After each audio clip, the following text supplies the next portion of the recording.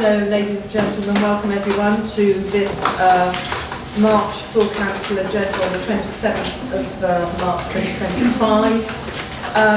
I'd just like to start the evening, if you would bear with us, to hold a 1 minute silence for Sarah Stravett, who passed away in February, and we have already held her funeral actually on Monday this week. Sarah was a councillor with us from 2011 to 2015. She served on planning and highways and community services. She was incredibly passionate about advocating for a local area. So if you could start a minute. Thank you.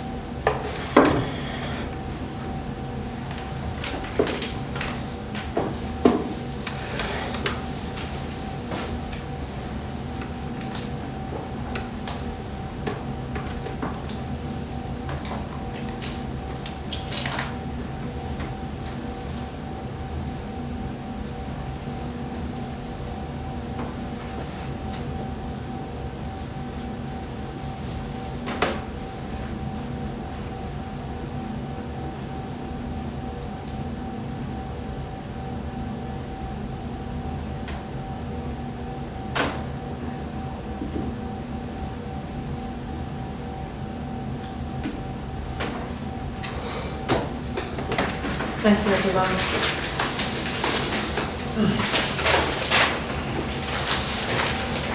So I'd like to extend a thank you to all members of the public, councillors and officers who are joining us for today's meeting. Councillors and officers are reminded of their commitment to the civility and respect pledge and to be mindful of this during tonight's meeting. Please be aware that the council is video recording this meeting, and this will be uploaded to our YouTube channel. I would just like to highlight some key points of the meeting format. Please can I ask everyone to have their phones turned off or set to silent. If councillors have any concerns about hearing or seeing others in the meeting, please let the chair or council officer know straight away. The fire exits are clearly marked, with 2 in this room being the closest, and the assembly point is at the flat grass area of the patio. Please remain seated unless you're invited to speak or need to take a comfort break. The toilet facilities are out in the corridor. Members of the public are invited to participate in the meeting. Welcome. With key points as follows. Public participation is limited to 4 minutes per person. Please avoid repeating comments already made by others in the interest of keeping the meeting on track. I will have to prompt you to move on if comments are repetitive. When the public participation agenda item is introduced, please raise your hand to show you wish to speak, and I will invite you to speak. If you are comfortable standing, please do so. You do not need to state your name when you start speaking. I would ask that participants look to leave the meeting, wait until the end of an agenda item to limit distractions by other participants. To all present, please remember to show respect to others in the meeting and avoid interrupting where possible to enable others to follow the meeting. If any councillor feels concerned about any aspect of the meeting or discussion, please clearly state point of order. I will then gesture for you to elaborate. If anyone present is felt to be behaving unacceptably, they can be ejected from the meeting by resolution. Thank you for listening. On behalf of the council, I would like to thank everyone for attending this town council meeting. So we have a very large agenda this evening with lots of important items and business to discuss, and I will do what I can as chair to ensure that we stay on track to enable all items to be discussed in full. First agenda item is apologies, and I'll just ask the interim town clerk to confirm any apologies. Thank you. Thank you, Mayor. We've got apologies from Councillor Olivia Honeyman for a personal commitment, Councillor Matthews for the same reason, Councillor Lord for the same reason, and Councillor Bristow due to a medical reason. Thank you very much. Going on to agenda item 2, disclosure of interests. Do any councillors have an interest to disclose? No, thank you very much. If any point in the meeting a councillor feels they may have an interest to disclose, please raise this straight away and officers can provide advice at that point. Thank you very much. Agenda item 3 is public participation. So at this point I'm going to ask members of the public, if you're looking to speak, please raise your hand to show you wish to speak and I'll invite you to do so. And just remind you, you have 4 minutes to avoid repeating made by others. So I'm going to start with this end first. I'm going to take the front row and then your good self and then we'll go along. So what might happen is I've got the first 2 and after that if you put your hands up again and I'll remember who it is. That's it, lovely. Okay, that's lovely, thanks very much. So would you like to start first, please? Thank you very much. Thank you very much, Madam Mayor. Also, thank you very much to the town councillors of Seaford. My name is Heidi Watkins and I've come here this evening on behalf of the Wedden family. Mrs. Valerie Wedden is 90 and she is the mother of the Royal Marine, Gareth Christopher Wedden, who was killed whilst on active duty in Northern Ireland. Gareth was born on February the 3rd, 1959 and died on November the 12th, 1978. Gareth and his family lived at number 12 Park Road, Seaford. He was the youngest of 3 children. He attended Annecy Catholic Primary School in Seaford before going on to St Paul's Catholic School in Haywards Heath. Gareth was passionate about sport from an early age and he played football at St Paul's School where he was captain of the team for 4 years. He also regularly visited local sports clubs in the Seaford area. The whole Wedden family were very much involved with the Seaford community and this continued after Gareth's death. When Gareth left school, he enlisted in the Royal Marine Commandos on May the 25th, 1976.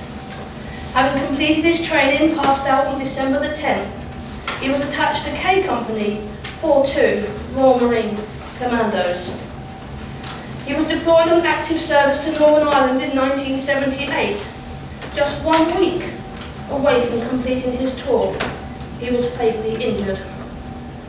On November the 9th, Gareth was on foot patrol on the Blaney Road, Crossmaglen, of the area of County Omagh, along with 4 other members of K Company, when a remote-controlled IED exploded. All 4 members of the company were injured. Gareth died 3 days later at Musgrave Hospital, Belfast, with his mother and his fiancée by his side. His body was returned to Seaford and was accorded a full military funeral at St Thomas More's Church in Seaford. A very large crowd of people turned out to support the Wedden family. Mrs. Wedden invited the Seaford mayor of the time to sit with the family in the church. Gareth was buried in Seaford Cemetery. This young 19-year-old sacrificed his life in the service of his country. We must remember Gareth and all those who have died for their country. Not to do so is to break faith with all who serve in uniform. Madam Mayor, Town Councillors, thank you ever so much for your time. Well done. Thank you. Well done. Gentlemen, would you like to speak now?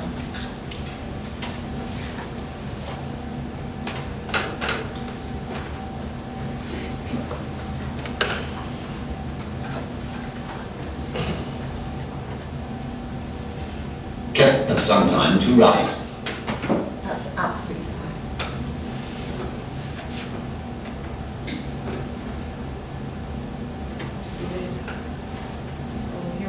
Somebody thinks he wants his voting. Oh, right, okay. Fine. Do you want someone? Oh, I'm so sorry, I didn't realise you would. Oh, you want someone else to speak while he's right? I'm so sorry, I misunderstood. I'm there. Thank you. Please stand. Yes, thank you. Good evening, Madam Mayor. Good evening. I'm speaking on agenda item 23, the Martello Tower Entertainment Memorial Fund. My name is Anne Vickers and I am a Seaford resident.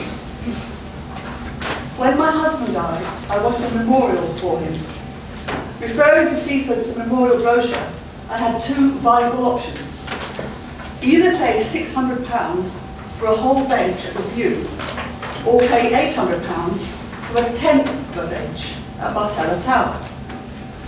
I live between these two sites, so the View option looks to be the better option. However, I decided to go for the Martella Tower bench. My husband went totally blind 12 years before his death. And one of his few pleasures in those years was to listen to music, especially live music. Hence my decision to support the entertainment. All the bereaved families should have been contacted immediately once it was decided not to go ahead with that project. I feel the families have been treated very badly. A written apology from the council would be appreciated. A memorial to a loved one should be a way of easing grief, but by sponsoring this memorial, my grief has only been added. Council, please put things right now. Thank you very much indeed. Thank you. Yes, please. Thank you.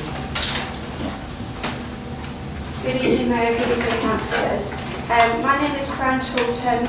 I'm a resident of Seaford and I'm now the lead for Plastic Free Seaford, a community group working to eliminate single-use plastics. I'm speaking in relation to agenda item number 12, and I'd really like to thank firstly the councillors who've written in support of this memorial exception, but also to the council officers and the town clerk for working with me over the past 2 years. This memorial is not just for players, friends and family, it's for the whole community and all those who will visit the seafront. And we want to inspire them all to carry on Claire's legacy.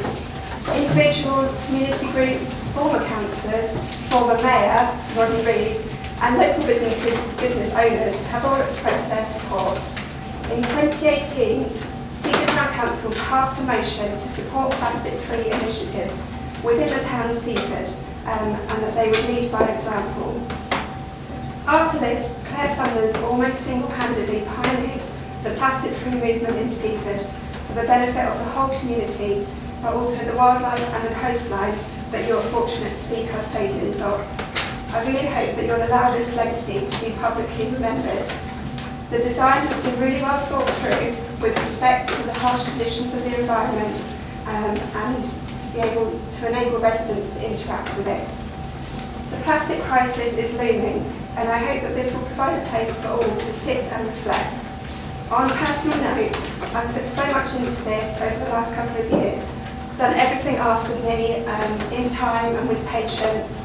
There's a lot more that I'd really love to do with this campaign, but until this is resolved, I'm not able to give it the time and energy that it deserves. Thank you for your time. Thank you very much.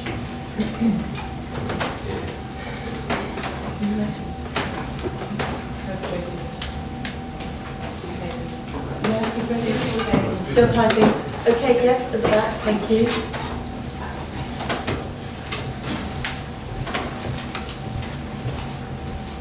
Good evening, everybody, councillors and everybody. My name is Nicola Papanicolaou. I'm here from the Salts Cafe regarding item 25, the concession exempt request. I hope you received the email I sent earlier today and had time to read it. As a quick recap, I have serious concerns about the duty process that was initiated with the new concession holders for the Salts Cafe. As required by these regulations, we sent the Rogers and Bridge notice of duty, including staff contracts, PAYE details from HMRC, but since then, unfortunately, it seems they are trying to avoid their responsibilities under this process. I offered them an itemised inventory, of which was available to buy for the Salts Cafe, but was told by a council officer, Sharon Bryden, that they had rejected purchasing any items as they had already made arrangements and started buying equipment and replacements. Now it seems there is concerns that we will be leaving the venue in an unsuitable condition. I want to assure you this is not the case. It now also seems there is an excuse in being used as a delaying tactic in the hope and belief that TUPE will become absolute after an extended closure. I feel this is totally unethical. The staff are local Seaford residents. They pay their taxes, they have bills to pay, mortgages to keep, and they have only had less than 1 month's notice to the end of their jobs. Now, I TUPE the staff here. It's not an easy process, but it's a lawful legal process. If you have contracted staff and you're operating the same business, you should employ those staff on contracts.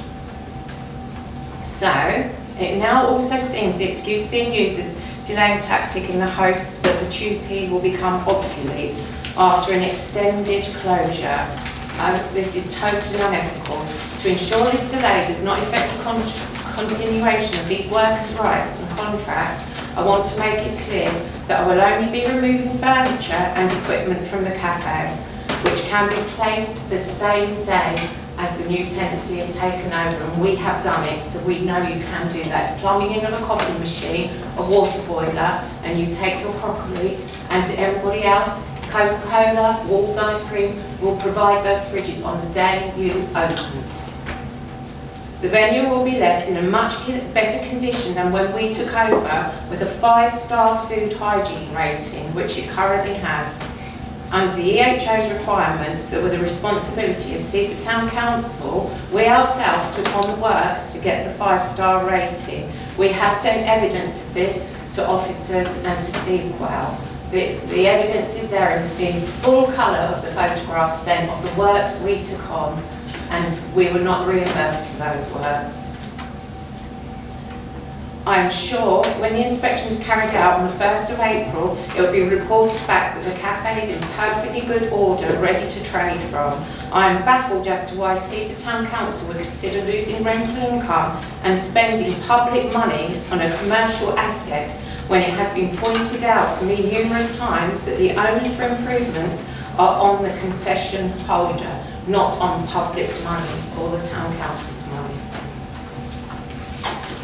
I have resigned myself to the fact I have lost the concession, although I am still pursuing legal redress for the breach of contract, but out of respect for my loyal members of staff, I want to make sure the new operator complies with the TUPE process. Under the circumstances, I feel it clear there is no cause for delay in the signing of the new concession licence. Thank you. Thank you.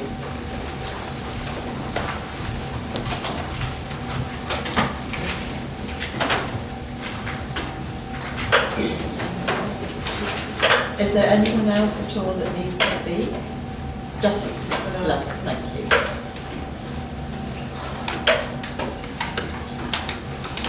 Thanks, Madam Mayor and evening councillors. I'm a member of the Seaford Disability Group. There used to be a yearly disabled sports day at the Waves Leisure Centre, and is it still happening? If so, where is it advertised? Is there a no made? If so, can they guarantee it won't go on all year? Also, is there any chance of a children's park down on College Road with 2 spaces of land? Okay. Thank you very much. So we've heard about the sports day before through Zena, who's on the Access group, and we've been discussing it, but we're going to be discussing it a bit further with Wave Leisure. As in respect of the park area, we have to pass that over to officers to think about. I don't know if you want to make a comment. We've got a meeting. You have set up. Lovely. So we can look at that with them. Yeah. So there is a meeting set up. Thank you so much for coming. Thank you. Well done. Well done. Okay, thank you everyone. So we will now move on to petitions, item 4. So none have been received by officers, but are there any members of the public wishing to submit a petition at this stage? No? Okay, thank you very much. And then we'll move on to agenda item 5, which are the minutes. So if you just take these. So at the moment, we have to note the following minutes, approving or not approving the recommendation. So what I'm going to do is ask the chairs for each of those committees to propose their own minutes. But the first one will be myself actually, because it's full council on the 23rd of January 2025. So I will propose approving those minutes. Do I have a seconder? Councillor Rutland. Okay, all those in favour? Thank you. All those against? And any abstentions? Okay, so those minutes are approved. Thank you very much. And now moving to 5.2, planning and highways. And we have 3 lots of minutes. Can we take them all together, or you happy for that? Yeah. Okay, so I'm passing on to Councillor Rawlingham to propose. I propose that we accept the minutes from January, 4th of February and the 20th of February. Okay, do we have a seconder? Thank you very much, Councillor Gorman. And all those in favour? All those against? Any abstentions? Okay, so thank you very much. We now pass those minutes. The next one, we have climate change. Councillor Buchanan, would you be prepared to propose? I can, but I wasn't actually in attendance on Oh, weren't that you? particular climate change. Okay, do we have anyone in attendance? Thank you very much. Councillor Taylor, would you like to propose those minutes, please? I'd like to propose the climate change minutes for the meeting of the 6th of February this year. Okay, thank you. Do we have a seconder? Thank you very much. Councillor Honeyman, all those in favour? All those against? Any abstentions? Thank you very much. That's passed. I'd now like to go to the Chair of Personnel, who's not here, but we have the Vice Chair of Personnel.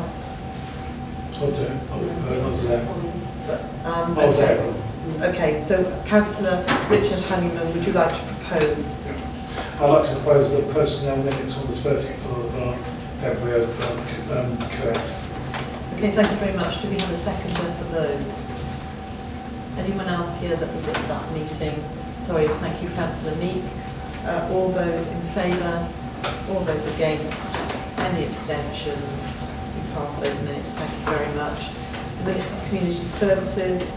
I'd like to ask the Chair, Councillor Warwick, and Councillor Weirmouth. Sorry, apologies. Yes, I'd like to propose that the draft minutes of community services on the 6th of March are correct. Okay, thank you very much. Do we have a seconder? Councillor Warwick, well done. All those in favour? All those against? Any abstentions? Okay, thank you very much for passing those. And then finally we have Golf and the View. Could I ask Councillor Sturton please to propose these minutes? Thank you. Certainly, Madam Mayor, I would like to propose that we approve the minutes of the Golf and the View Committee of December 2024. Thank you very much. Do we have a seconder? Councillor Rutland. All those in favour? All those against? Any abstentions? Thank you very much. The minutes are passed. We're now going to go to item 6. And this is the Mayor's report. So this is the Mayor's report for March 2025. So I'm happy to present this in the absence of Mr. Arnold. Okay, so everyone, just to say, I suggest that since 17th of January and 20th of March, it was a little bit quieter perhaps than Christmas, but not that much. As you can see that both myself and my deputy attended quite a lot of events. We are very popular, it seems. And we also have quite a few events coming up between now and Mayor Making on the 7th of May. Having said that, there are no financial issues or implications of the report, but I have written a little bit on the back, and I think I'd like to read it, because actually, for those of you that aren't aware, this is my last full council meeting. We do have another couple of smaller meetings between now and mayor making, but it is kind of my last big report, so I'm going to make a statement. I've been privileged this year to work alongside Sea Friends as my chosen charity, and we've been able to develop many ideas together that has led us to providing a number of occasions to engage with local organisations and groups across the generations. And my thanks really go to all the volunteers across Seaford for their compassion and commitment. I remain in awe of the golden thread that connects our residents to a robust core of community concern, which identifies local need and harnesses the skills and energy of local volunteers. Meeting these organisations at our recent Seaford Community Networking Lunch identified opportunities for further connections between groups. We found pathways of friendship and support to be further explored with residents as we planned how to address the challenges faced by different age groups. And I've been so grateful to all these groups that have also supported all my mayoral functions thus far, and the never-ceasing encouragement of local residents who come and support this work and remain our champions. None of this, however, could be carried out without the determination of our civic officers and councillors, and especially the support of previous mayors, Councillor Olivia Honeyman and Councillor Linda Walraven, and my appreciation to you all for your commitment and hard work. And I want to make a special thanks also goes to our interim town clerk, whose dedication to Seaford from day one of his appointment has enabled us to address so many concerns over the past 6 months, so thank you, Steve. Finally, to my ever-patient and incredibly diligent Deputy Mayor, Councillor Maggie Veerman, and I'm indebted to your judicious assistant at all times. So I would like to make the recommendation. Any councillors have any questions for me before I pass on to that? No? Oh, Councillor Taylor? Madam Mayor, I don't have a question, but I just want to say, because I've been present at a number of events when you have hosted them, and I'm incredibly impressed by your diligence with this position and stepping into it very quickly and carrying it with great that's I was going to say style. I was trying to think of the right word. Well, thank you very much. Thank you very much. Okay, so the I'm sorry, Councillor. Yeah, Rutland. Thank you. Thank you. I would just like to say, or commend you highly for all of your activity. You've been a very, very busy mayor. You've been a fabulous advocate for Seaford, and thank you on behalf of everyone for all of your efforts. Well done. Okay, thank you very much. Couldn't do it without all your support, so there we go. We work as a team. Absolutely. So recommendations for councillors recommended to note the report.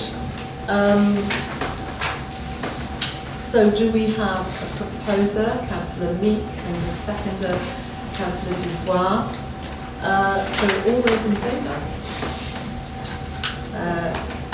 All those against, and any abstentions? So thank you very much for that.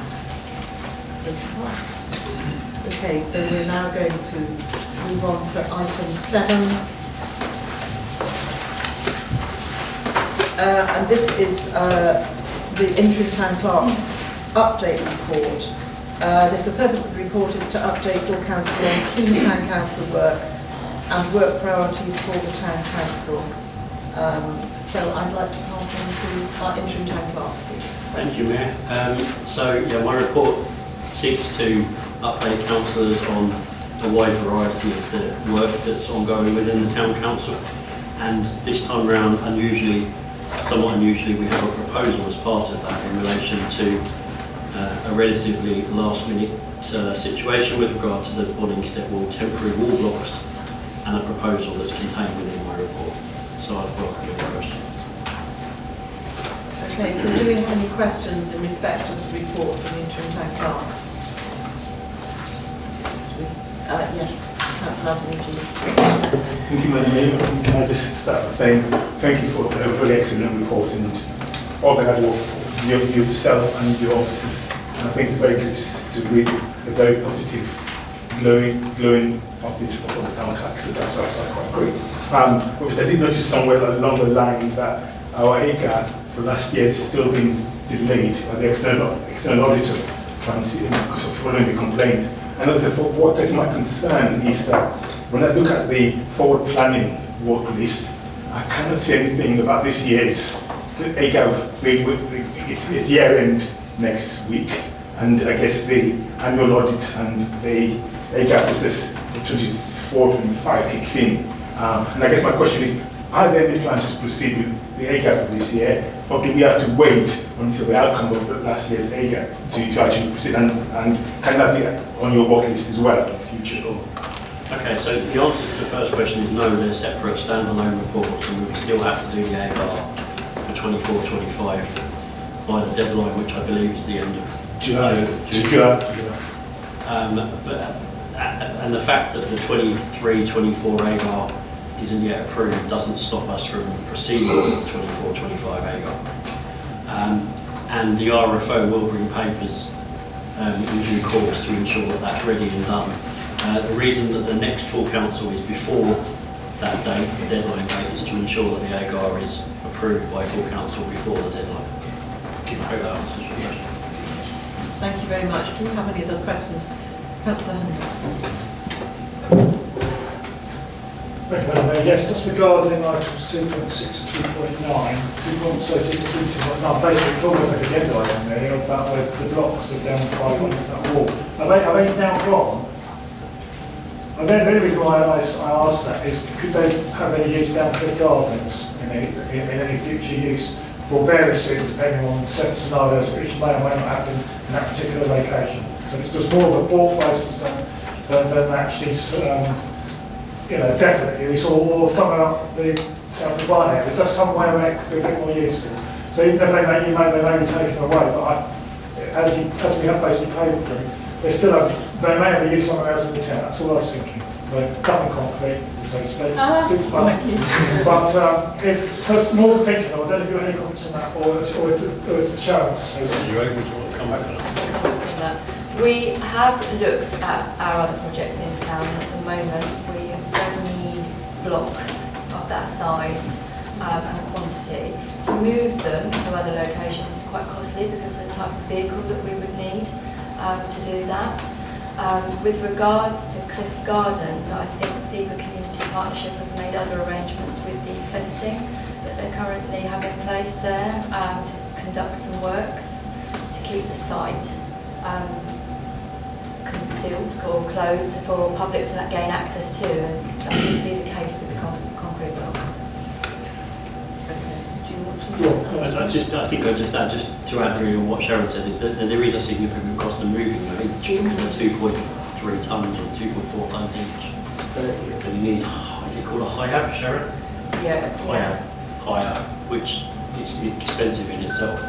So when New Haven Port and Properties proposed that they would take them away from us for free, it was seen that was potentially a cheaper way of disposing of them than trying to move them somewhere we don't really need them at our own cost.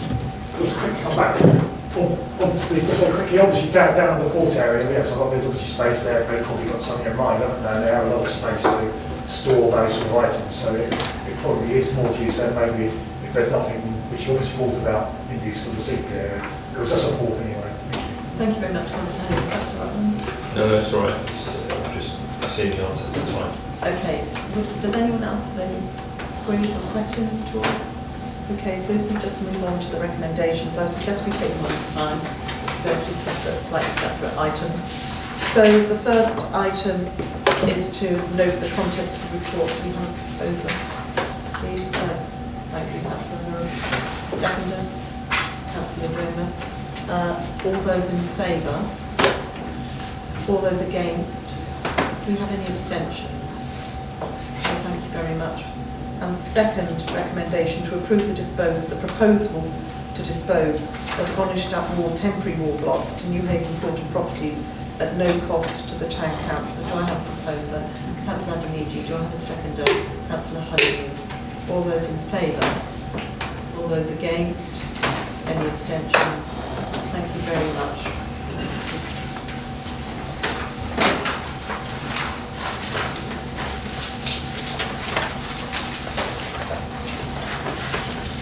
So we're now going to go to item 8 and ask whether there are any working group reports.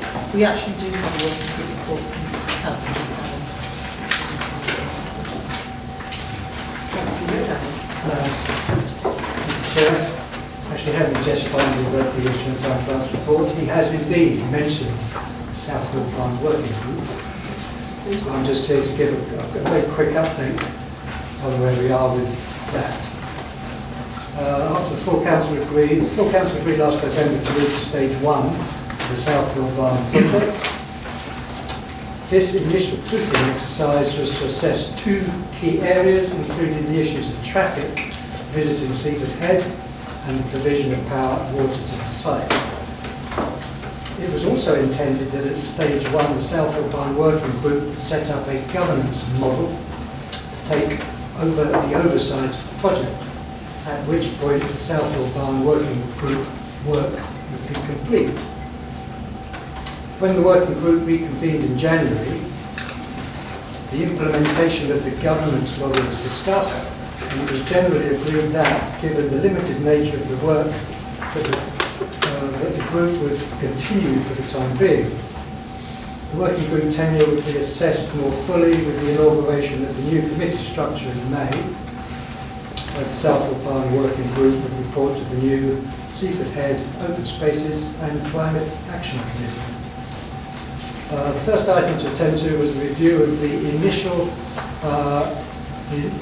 peak traffic data gathering by the traffic consultant from last September, and determine the fuller scope of the second tranche of data gathering during the peak summer season.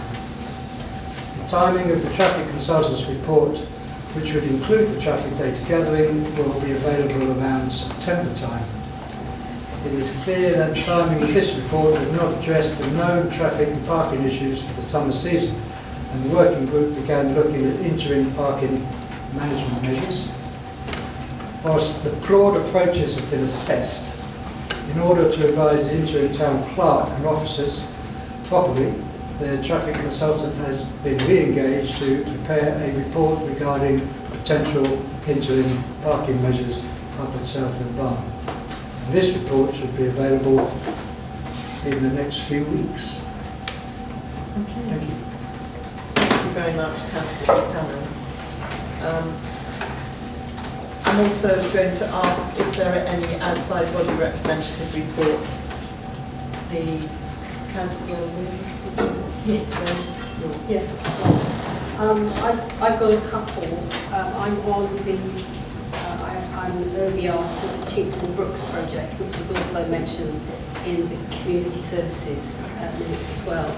And this is a project by the National Trust, which is going to planning permission at the end of this month, hopefully, where they're looking to breach the walkway by the River Cuckmere in order to cause some flooding to create a space for flooding and biodiversity to the west of the River Cuckmere. The Town Council owns some of the land along the contour on the bank of the western bank of the Cuckmere, and that's why we were involved. There has been some discussion about land ownership. It's not been entirely clear, and it has taken a little while to actually work out which bits we actually own, and therefore what we can advise the National Trust. But we're hoping that this will come to the full council in due course. But the National Trust are hoping to take this to planning commission very shortly to try and move this project on. But they have a lot of very difficult planning and project management issues in order to get to where they are now. But that's why the Town Council are involved. We're not actively helping in terms of the project, but we own a small strip of land, and that's why we have to be part of this, because it may affect us. But it's not clear exactly how it's going to affect access at the moment. And the second thing is I'm also on the Joint Action Group, which is it used to be the Community Safety Partnership. It's about antisocial behaviour, drugs, minor theft, shoplifting, road safety, those kind of things. And we have monthly meetings with police and council officials. And I've just been alerted to the fact that there's a fairly major shoplifting issue with possibly organised shoplifting in some of the bigger shops like the Co-op and Morrison's. So I have alerted the police inspector who attends, and we'll be talking about that next week, because it's really important that people know that about police involvement, and there are WhatsApp groups and various measures that the police are taking to try and reduce this kind of community antisocial behaviour. So it's really just to say that we are working between councils and with officers and other agencies to try and make our neighbourhood and safe. And when we pick up the problems, we have the networks in order to alert people and ask for advice. Thank you very much, Councillor. Do we have any other? Yes, Councillor Hinman.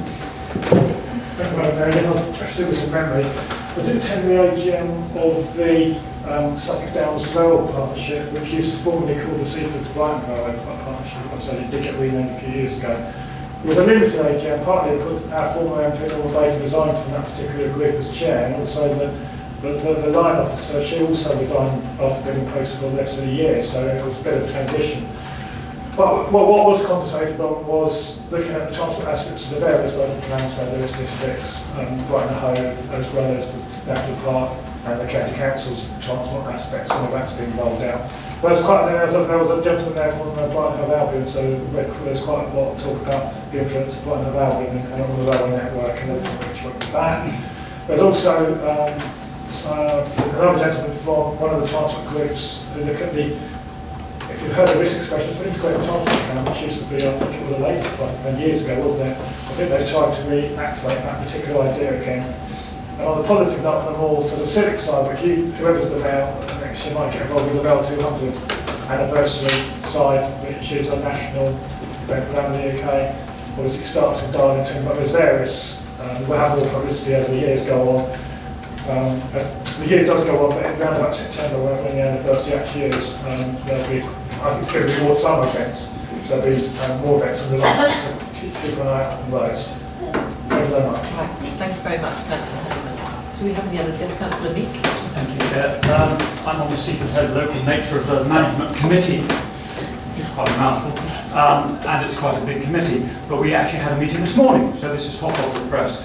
Very nice, successful meeting in the council offices with all our stakeholders and friends like the National Trust. We didn't have a Southland National Park rep, but National Trust and Sussex Wildlife Trust, the Tenant Farmer, and various other people, Seaford Local Nature Reserve, the Seaford Natural History Society as well.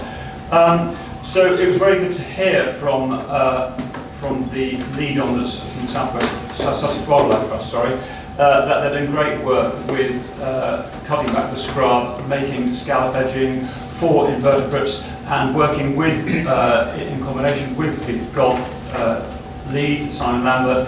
They're all integrated on this, and we had a lot of discussion about the 18th tee and how that was going to be moved and how it's going to be dealt with. And so I think there's a lot of good cross-fertilisation there. Interestingly enough, Councillor Mayor, we did actually hear from the National Trust. They've lost their lead on the Chington Brooks project, so they say they're actually going to wait really to get a new lead on that before they may be able to progress this quicker. No, I think there's some very good work going on there, and we hope that we're able to keep all that integrated conversation and discussion going, because it's really valuable, particularly as we go towards this new committee, which is really going to take over a lot of the management and the oversight and the golf. Thank you. Thank you very much, Councillor Meek. Do we have any other reports from outside bodies? Okay, thank you very much, everyone. So moving on, agenda item 10, any district and county councillor update reports. Do we have any district councillors in our midst or county councillors in our midst? District, county councillor, yes. Thank you, Madam Mayor. I should keep it very short. Just two minor updates. Obviously, the update on the devolution and LGR. As you're probably aware, all the local authorities within East Sussex had to submit a proposal to the Secretary of State by the 21st of March. and all the 6 districts, borough and county councils within East Sussex all agreed on a proposal which is to form a new unitary authority, and that was submitted to the Secretary of State on the 21st of March. So fingers crossed we should get a response back from the Secretary of State by May or June with a formal proposal going forward in September. So that's that one. And I think as the town clerk alluded in the town clerk's report, the town clerk wrote to all the 3 county councillors representing Seaford, all affected by the Exit Bridge, and all the 3 county councillors did attend the cabinet meeting that was held on the 4th of March. And again, the Brighton and Hove bosses made a representation to cabinet and explained that they are against the proposal to close the bridge for a period of time, and they'll be looking at what we call a BC, which is the Boss Service Improvement Plan, which is to spend that money. So the plan now, so that has been deferred, and the plan, fingers crossed, is to subject to approval from the Secretary of State of Transport. If the approval has been given to spend the BC money on the Exit Bridge, then the original plan proposal will be back on the table. But nonetheless, there's been a guarantee by cabinet that any proposal will be discussed in advance with all the 3 councils affected by that area. So just give you that update. Thank you so much for that. Thank you very much indeed. Okay, do we have any other updates at all? Thank you. Okay, so moving on to agenda item 11. This is entitled Memorial Policy Exception to Clause number 1. And this is to seek approval from full council for an exception to be made to the whole of the memorial policy, and I'm going to pass on to Town Clerk. Thank you, Mayor. So, councillors will remember in January's full council, we proposed a hold to the memorials policy, but an exceptions process to be created, which would allow exceptions to be considered in the event of 7 councillors writing to the town clerk in clear support of that proposal. I can confirm that more than 7 councillors have written to me expressing clear support for an exception to the clause to be considered in the case of a memorial to Gareth wedding. Any questions? So do we have any questions or comments on this proposal? Right, okay, so Councillor Foreman and then Councillor Hall. Yeah, thank you, Chair. I know there was something that said about war memorial should be something that with not a war, so like civil conflicts and everything like this, but actually these men and these women have laid down their lives to protect the country in the Army, Navy, Royal Air Force, and actually we should be remembering them. So I fully support there being a memorial in Seaford for this memorial. Thank you very much. Just to say thank you to the member of the public for speaking tonight, and to say I will be voting in support of this. Thank you very much. Do we have any other councillors? Councillor Taylor? Yes, I would like to thank Matthew Watkins, who has been working on this project for quite a long time now and really been persistent, and persistence has paid off. So thank you. Thank you very much. Okay, so I'm going to move to consider the proposal, which is the recommendation, which is to approve the exception to the clause in the memorial policy in this one-off circumstance, and I would ask for a proposer, Councillor Rutland, and a seconder, Councillor Foreman. All those in favour? All those against? Any abstentions? Recommendation's been passed. Thank you very much indeed. Now moving to item 12. Would you like to leave or would you like to stay? It's up to you. Okay, half one. Let's see if I can do a half time and then a kick-off again. I'll work on that one. Thank you very much. Okay, so let's move to agenda item 12. Again, the memorial policy exception clause number 2. Again, I'm going to look to seek approval from full council for an exception to be made for hold on the memorial policy. Again, I'm passing on to interim town clerk. Thank you, Mayor. Similarly to the previous item, at least 7 councillors have written to me in clear support for expressing clear support for an exception to the force considered in the case of a memorial for Claire Sumner. I welcome any questions. Councillor Meaker, Councillor Gorman, and then, yeah. Thank you, Chair. Obviously, these two memorials are very different in nature, but nonetheless, both are equally important and need to be recognised, I think. The fact that the young man was killed in Northern Ireland is tragic. The fact of a mother dying of cancer, relatively young in her life, with very young children. But the reason that she should be honoured is because of the amount of work she did, as Fran said, almost single-handedly. I mean, Fran supported her, but she was a driving force for our town to gain it clean beach status, the highest accolade from Surfers Against Sewage, and really worked her socks off and inspired people locally to go out and beach clean, but raised the whole profile of pollution generally, and encourage people. You see now people not organised cleaning. People are just going out occasionally and picking up rubbish anywhere, and that's fantastic.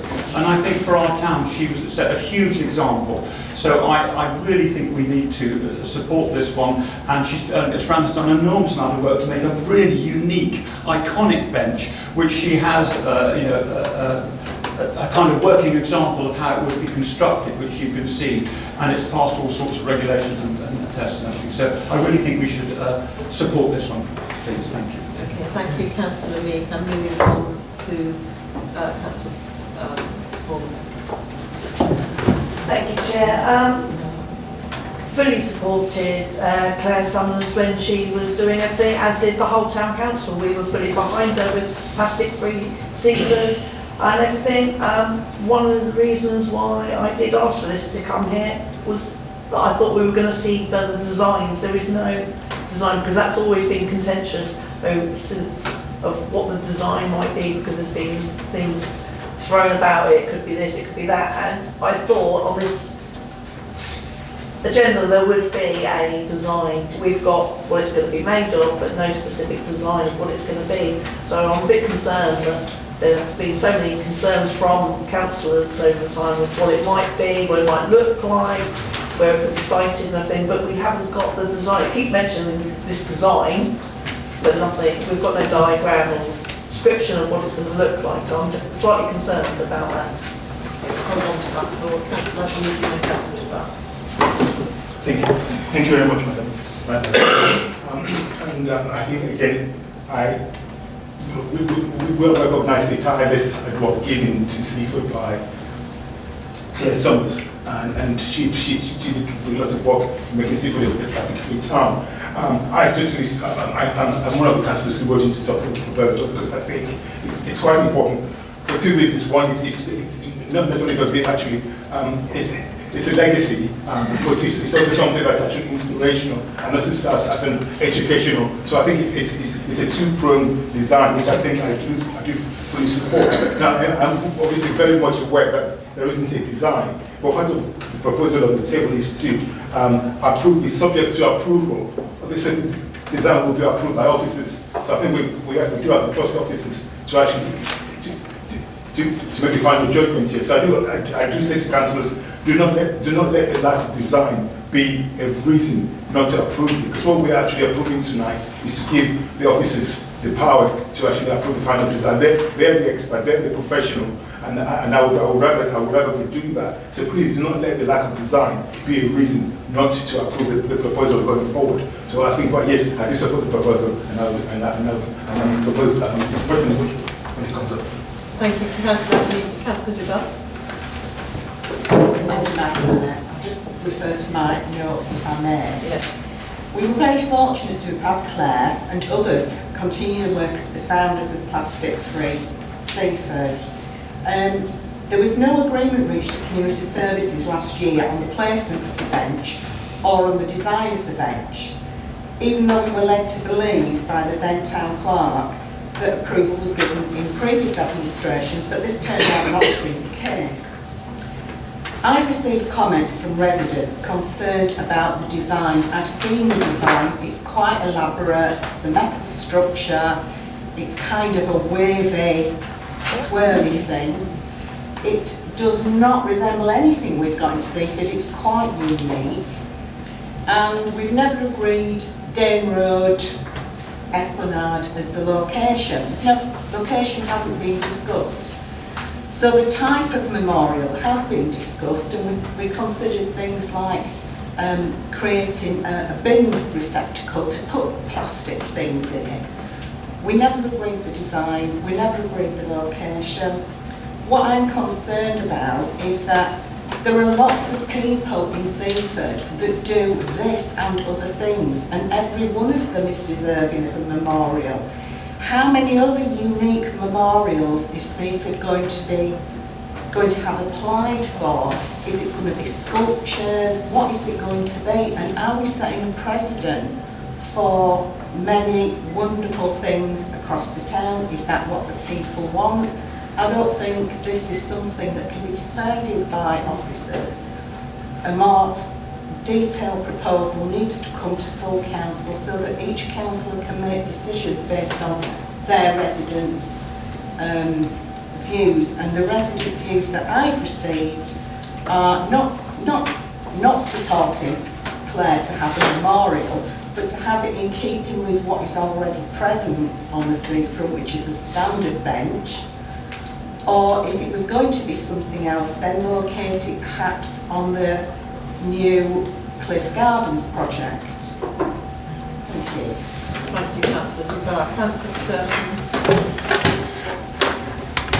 Thank you, Madam Mayor. A very quick point in relation to this paper that paragraph 4.1 does point out that there is a model bench available for inspection in which any councillors with concerns could have inspected. So I assume this is that if we approve this, that the bench that's erected will be following the design of which we have a miniature at present.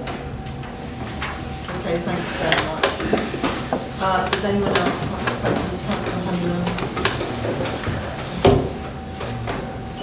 Thank you very much, Madam. Yes, I have to speak to Fran. Last year, I was in community service before council, community service. No, I did sit next to the council board, and we had the design in front of us going there, and it did look a little bit like, say, a lab work. So even though I agree with the principle of having a memorial for someone over the fantastic work you've done in a obviously a terrible lifetime, or shorter lifetime, that's how you do it. Of that particular design, I think it would be better placed maybe in the beach garden, the summer garden, which is at the moment S&P seems to be managing it. That might be a better location. We're literally on the seafront. It's just something else to consider anyway, but the principle bit I absolutely agree. Thank you. Councillor Thoreau, thank you very much. Thanks, Madam Mayor. I would just note my approach on this. I think I would trust officers to make this decision on the placement and the design. They have the best interests of Seaford at heart when they're making these decisions. I think it's vital that we get on with this to get the memorial in place to Honour Claire. And also I would encourage other councils not to be too resistant to change. Having something that's a little bit different on the seafront would be nice. There's a number of different stuff on the seafront, from the shoal benches to the beach huts to the Martello Tower, and I think a bit of variety is quite a nice thing. Thank you, Councillor Hurrell. Any other councillors? Councillor Taylor? Very briefly, yeah, thank you, Councillor Horror. Absolutely agree with you. This has been on the table for too long now, and we need to leave with it, make a decision this evening. Thank you. Anyone else? Any other councillor? I'm going to move to Sharon. Would you like to comment at all? I mean, for you to make a decision, I suppose officers have been working with Fran, and we have been discussing the design of the bench and the materials of the bench. We have looked at it from a health and safety perspective. If there are some concerns over the design that you want to discuss further with ourselves or Fran, that is something that I suppose we could look at on an individual basis. And the design, when we talked about it being a bit different to other benches along the front, it was to honour Claire and her and representing her rather than it just being a standard bench. Thank you very much. Okay. So I'm going to, if there are no more comments to be received, I'm going to move to recommendations, but I'm going to take them separately. Okay, so the first recommendation is to approve the exception to the pause on the memorial policy in this one-off circumstance, and I am looking for a proposer. Yes, sir. Councillor Albanese and a seconder, Councillor Rutland. Thank you very much. All those in favour? All those against? Any abstentions? Thank you. And moving on to 2, to approve 2A, that the Town Council will take on ownership of the memorial bench upon its completion, subject to the Assets and Projects Manager approving the final design, bench location and installation plans.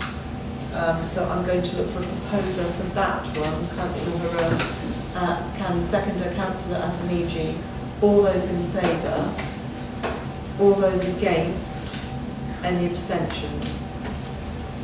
Okay, thank you very much for that one. And then recommendation 2B, to delegate power to the Town Clerk to enter into a suitable management agreement with plastic-free ongoing maintenance and upkeep of the bench. Do I have a proposer? Councillor Adamiji, do I have a seconder? Yes, thank you. Councillor Rutland. All those in favour? All those against? Any abstentions? Okay, thank you very much for those recommendations have been passed. Thank you.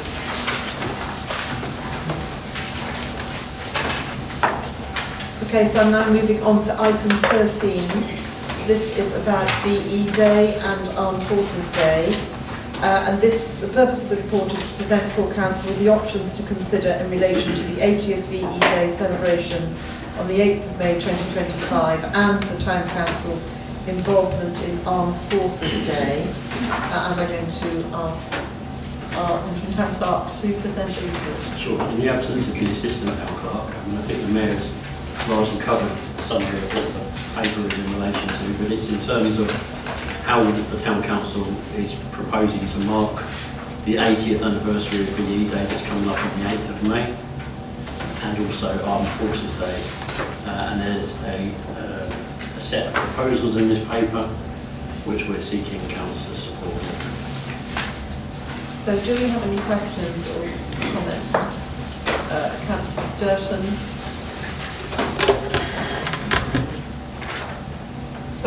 Madam Mayor, this is quite a difficult thing to speak to, but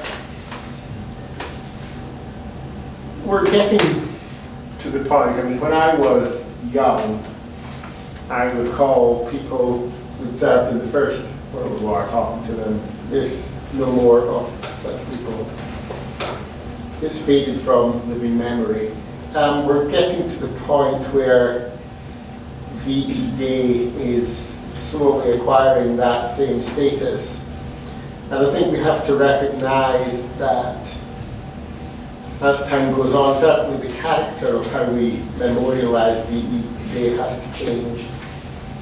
But I think it's also important to remember what precisely we are memorialising with VE Day, which is the end of bloody conflict in Europe. Now, there is now in Europe the bloodiest conflict in Ukraine since the end of the Second World War. And I think we need to give some thought about how we now memorialise VE Day.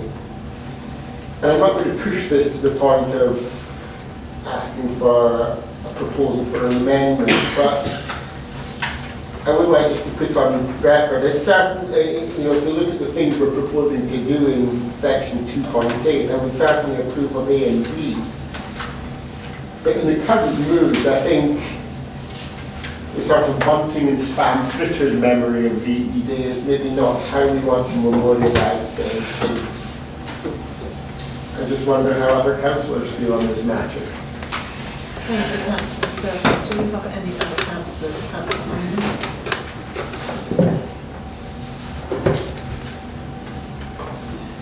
I guess, following on what Councillor Stearns has just been saying, obviously last year we had D-Day's anniversaries and Armed Forces Day in quite close proximity, almost like a week or two apart. Now this time the GE Day is May and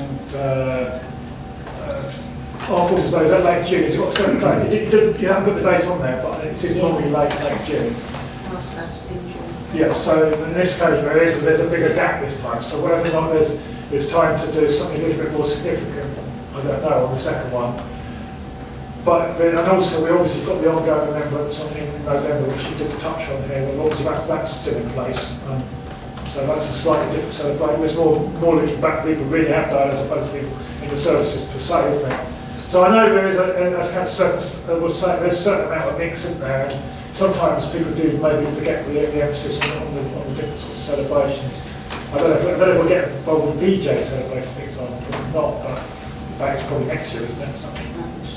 Do we get involved in that? DJs. I'll go for this. So at the very end of the Second World War, so there's all sorts of anniversaries, and then we've got the modern copies as well, which I won't start, but I know I can talk about Ukraine, but we're not going to do it today. So, anyway, thank you. Thank you very much. Councillor Taylor and then Councillor Brigham. Yeah, I completely agree with Councillor Stone on this. That we should,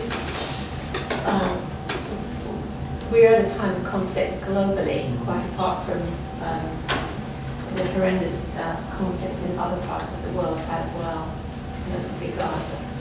So I think that my own feeling is that we should do something.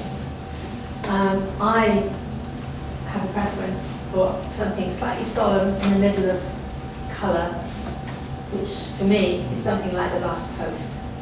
So, which we might have an opportunity for someone to be there to play that on the day. But it's striking a note of serenity and saying, that's what we're working on. I think the difference with B-Day this year, last year was so much more for remembrance. This year is more celebration of the end of the Second World War, the street parties and whatever. Although we're going to recognise it as like all the wreaths laid at the War Memorial on the day. So there are sort of applications coming through, road closures are trickling through at the moment. It is more a celebration this year rather than last year. It was more solemn. But we shouldn't forget these people and all personnel in the armed forces should be recognised. Unfortunately, Armed Forces Day, over the last time we held it in the Martell Fields, it has sort of reduced because Eastbourne has got so big and all the military that tend to go to Eastbourne, and we don't get very many like we used to. We used to have quite a big parade. So that is another reason why we're not doing Armed Forces Day. A lot of work goes into it, especially by the officers, and it's usually the same faces. And the Royal Society of St George used to support it, and they've backed out of it now. So but I still think we should always remember these people, past and present. Thank you. Thank you, Councillor Wirral. Councillor Adeniji. Thank you very much. I totally agree with Councillor Warraven. I think we should be proud of the sacrifices made for VE Day. VE Day holds a profound significance in the national history, and not something that we should forget quite easily.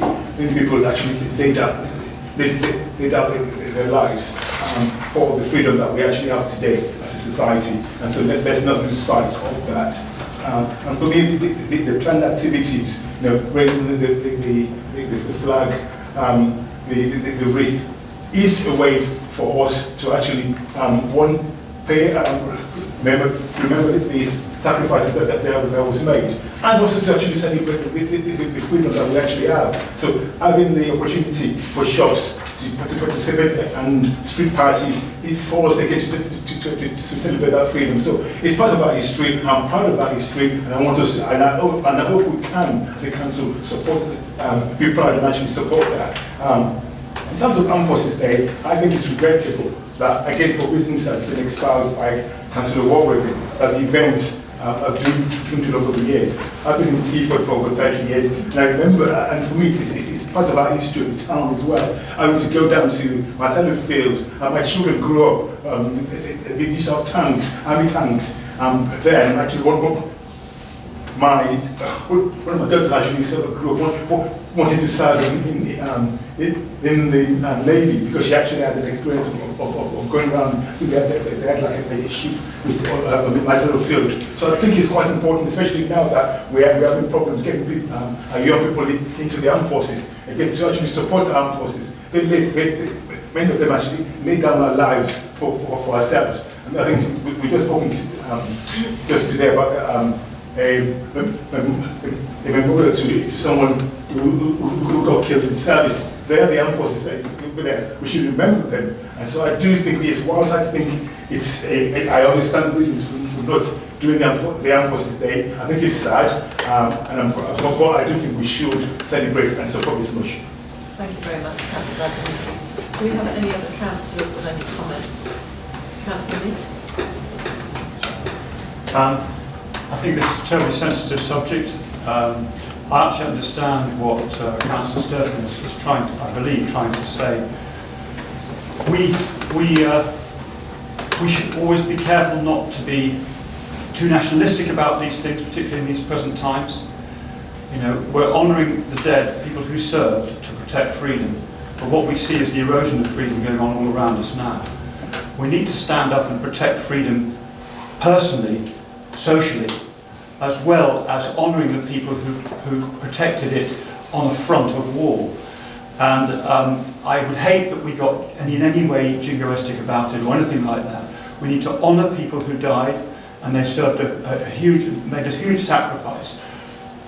But we also have to try and protect our freedoms in other ways as well, in a very changing world and a very difficult world. So that's all I want to say. Thank you. Thank you very much, Councillor. Do we have? I know I spoke, Madam. I've got one thing that hasn't been mentioned. Very shortly, yes. Okay. Is that okay? Yeah, if no one else wants to speak. Thank you, Madam. Very quickly, I have checked the minutes, the report rather, and one thing that hasn't been mentioned is any involvement, any of the Anglican churches within Seaford themselves, especially St Leonard's. Well, what the Anglican church is St Leonard's, St Peter's, St Andrews, isn't it? Yep. Mentioning what they would do, maybe something on that Sunday following the next day. That's just all within a compromise in a way. Are they going to have a special service, any of those? Could that work? It's just an idea. Thank you. Thank you. Does Councillor Warwick or do you know? Yeah, do you want to? I don't think we know the answer to that, Councillor. Okay. At the moment. Okay. Is it worth noting anyway? That's why I asked the question. Through the chair, if I may just add one point, which is mentioned at the beginning of the report. Before my time in last September, Community Services agreed to a somewhat slimmed down version of the 80th anniversary of VE Day, which contained just laying a wreath and raising a flag. And since that time, we've received quite strong advice from the Palace that we should be doing more than that, and that there's an expectation for us to do more than that. And given that that's the case, we anticipate that most parish and town councils will do more than that. And as a result, Seaford would be remiss if we didn't do the same thing. So there is that element as well which needs to be borne in mind.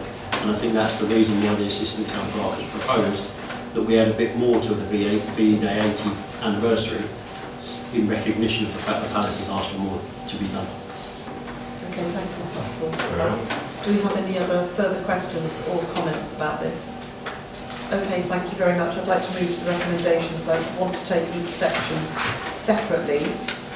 Full council then is recommended, so I'm going to take all of 1 as a proposal and then all of 2 as a proposal, which goes on to the next page. So all of 1 is to approve that the civic team deliver the following activities to mark VE Day: raise a dedicated 80th VE Day anniversary flag and lay a wreath at the War Memorial. B, facilitate a gathering at Splash Point to hear the town crier read the tribute alongside Seaford Bonfire Society lighting the beacon. C, encourage shops to decorate windows. D, dedicate a page on the Seaford Town Council website for members of the public and community groups to list street garden parties where they are open to the public. Do I have a proposal for that recommendation? Councillor Bournemouth. Do I have a seconder? Councillor Adamiji. All those in favour? Thank you. All those against? Any abstentions? Thank you. And moving to recommendation 2, to approve that from this year Seaford Town Council marks Armed Forces Day by delivering the following activities, which are overleaf. Raises a flag and lays a wreath at Seaford War Memorial. B, raises awareness through communications as normal practice for such awareness days, including the sharing of information about Armed Forces Day events taking place in the South East. Do I have a proposer for that? Thank you, Councillor. Point of order. Point of order, sorry. Can I raise, can I, Council, I cannot support this motion, but I don't want it on record that I am abstaining either. So can I have a counter, an amendment to the motion? I know it won't get seconded, but it will be on record that I am proposing for us to continue the Armed Forces Day as it was before. We need to vote, yeah, so we will need to vote on the amendment. Yeah, that's fine, but it will not second, I doubt, but at least I've got that amendment. So when you say propose for the Armed Forces Day to be undertaken as before, for the council to celebrate the Armed Forces Day as usually done. Yeah. Okay, I need to interrupt you there. Just sorry, Councillor, last year we didn't actually do that. Armed Forces Day was a D-Day, but prior to that, yes. I think we need to think about a specific. Have you got something in mind, Councillor? For the council to organise an Armed Forces Day event at Martello Field. Ah, that kind of event. Yes. Right, that goes back a while. You mean the town council? The council? Yes, you're working with, working with other organisations to organise that event. Because for me personally, that's quite important. Councillor Warraven would probably like to speak to that. She's been quite involved in that in the past. Maybe Councillor Warraven, that's how. Thank you, Madam Mayor. We've talked over this because it was organised between Seaford Town Council and the Royal Society St George, and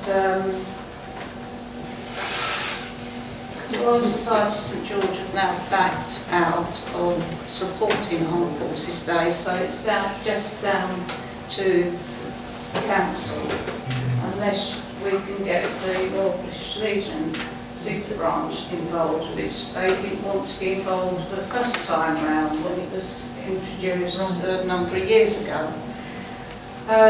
So we've sort of been a dilemma because it is manpower, helping out, setting up, organising it. We had a committee, organising the event, and as I say, it's down to a handful of people, and we don't get the help, and it's a lot to do. It really is a lot to do. Thank you. But I mean, it's not saying that in the future it can't come back again. So it's sort of open, really. Does anyone else have a comment to make? Councillor Adamiji, how do you feel now? Yeah, that's fine. Thank you very much. I will withdraw my. You're going to withdraw your... Yes. I mean, I guess for reassurance, I would say that we can bring up every year this memorial celebration. If we can have that. And we can have that debate. And I think if you reflect on what's happened in the previous year, and maybe comments that have come forward, then that helps us to think about either working again with local organisations and sharing that will be quite helpful. Thank you. Yeah, Is that all right? Thanks, Madam Lady. I am reassured with that. Okay. Thank you very much. Okay. So if I could just then go back to the recommendation 2, I'm just going to repeat it. To approve that from this year, Seaford Town Council marks Armed Forces Day by delivering the following activities. A, raises a flag and lays a wreath at Seaford War Memorial. And B, raises awareness through communications as normal practice for such awareness days, including the share of information about Armed Forces Day events taking place in the South East. Can I point of order, please? Oh, yes. Yeah, thank you very much. Sorry. It's almost as though I'd like to propose that we just say for this particular year when we do this, and then revise what might happen to 25 later on in the year, 26 rather. You sort of it's almost as though you're making precedent here that we're not going to be ever revisiting. Okay, so this is not point of order, but it is an amendment. Well, only if you think it's a workable amendment. Council will sort of touch it. It's nothing to say it's going to come back. But at the moment, it reads as though from this year, it's almost reads as though it could be permanent. No. Okay. That's what it says, from this year, as opposed to for this year. You see what I mean? To approve that from this year, Seaford marks. If that small word okay, from so is we will make the amendment to say for this but year, we will have to 2025. propose it. Yeah. Yeah. And then that gives you scope to think about what might happen in 26 or 27. Okay, that's fine. Okay, thank you. Okay. Everyone, I'm going to go back to the amendment. Sorry. So we need to vote on the amendment. I'm going to reread it. Just for the first paragraph of 2. To approve that for this year, Seaford Town Council marks Armed Forces Day by delivering the following activities A and B. Do we have a proposal for that amendment? Councillor Honeyman, do we have a seconder? Councillor Adoniji, all in favour? Thank you very much. And all against? Any abstentions? Okay, 1. And then we go back to voting on the recommendation, the amended recommendation 2. To approve that for this year, Seaford Town Council marks Armed Forces Day by delivering the following activities. A, raises a flag and lays a wreath at Seaford War Memorial. And B, raises awareness through communications as normal practice for such awareness days, including the sharing of information about Armed Forces Day events taking place in the South East. Do I have another proposer? Thank you. Councillor Hurrell, and a seconder. Councillor Walraven. All those in favour? All those against? Any abstentions? Okay, thank you very much indeed for that. Okay. Sorry. I confirm that it's passed.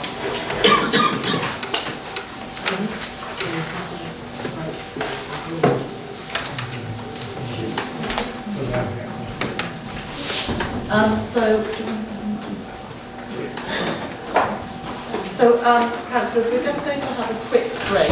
Thank you, everyone. Thank you. I hope you feel refreshed after that mini break.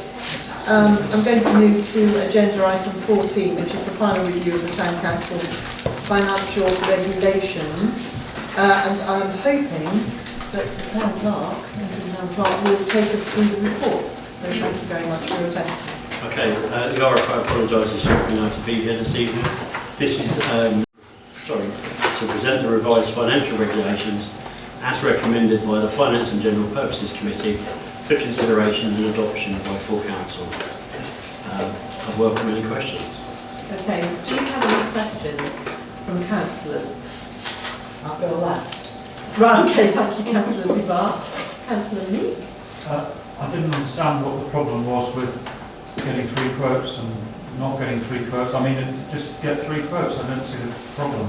And unless I'm completely misunderstanding what's being put forward here, I don't understand the difference between 30,000 and 60,000. Just get 3 quotes on everything.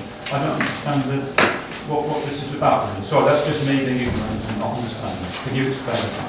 Okay, do you want to come back on that before we carry on? George's had more involvement in it than I have. You will have a response shortly, Councillor. George's going to respond. Yeah, so I was at the finance meeting, which helps. But just to say, so there was a query raised in the meeting about whether we were required to get 3 quotes for contracts over 30 grand and then also contracts over 60 grand. So as officers, we came away and looked into, is that actually a legal requirement, or is that something, you know, that's recommended? Is it something we've added in kind of over the course of changing the financial regulations? So what we've come back within the covering report and said is that it's not recommended by law, but it is something that seems to be quite standard practice, that people will look to get 3 quotes over the value of 30 grand.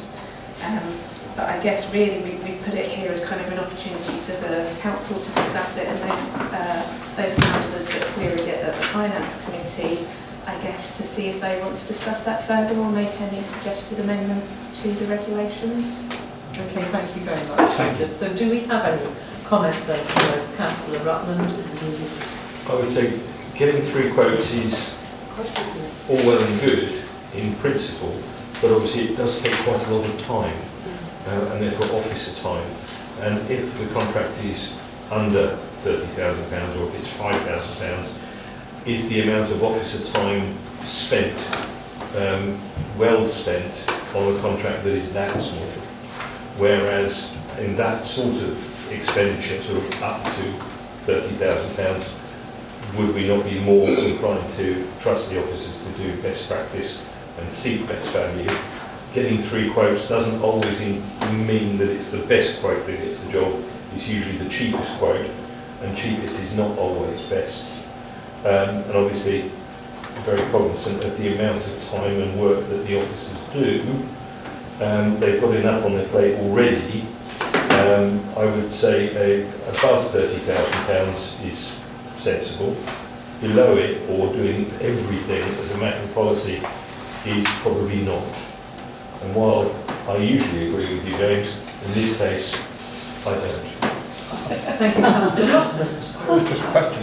Yeah, no, it's a good question, which I've given you a sensible answer to. Thank you. Do we have any other members of council, of finance committee, or other councillors who want to make a comment before I turn to Councillor? Oh, sorry, Councillor Sutton.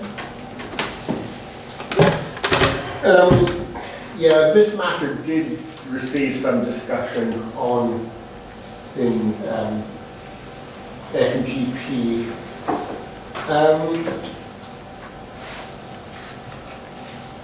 On the 3 quotes issue, I mean, I think it's probably the case that it's a good principle, but I mean, I do wonder, if I didn't raise it at the time, I do regret that. I do wonder whether one has to make provision for the fact that, you know, some kinds of businesses, specialists of a certain nature, some kind of business just doesn't give itself to getting 3 quotes. So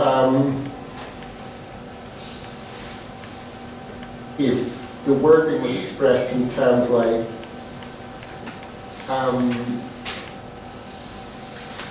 and I'm drafting in my mind now, obtain 3 quotes where possible or something like that, I think it would express a very important principle of our intent to get best value where we can.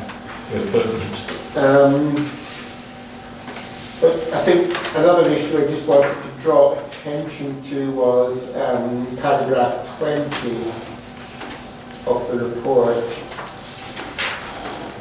And again, if I didn't raise this in FNGP, I do apologise for that, because that's appropriate forum for detailed discussion. I do understand that there is a Procurement Act 2023 which may or may not be enforced as of now, because it certainly wasn't enforced for the longest while. And that does bring concessions within the ambit of procurement regulation, and we need to be cognizant of that. Okay, thank you very much, Councillor Burton. Do we have any other further comments? Councillor Devine, Thank you. So the requirement to have 3 quotes for anything under £30,000 is on the procurement table. However, when you go to the third row on the table, 30 to 60,000, you can't have You can't invite 3 quotes and go to tender. So you can't have that statement of 3 quotes in.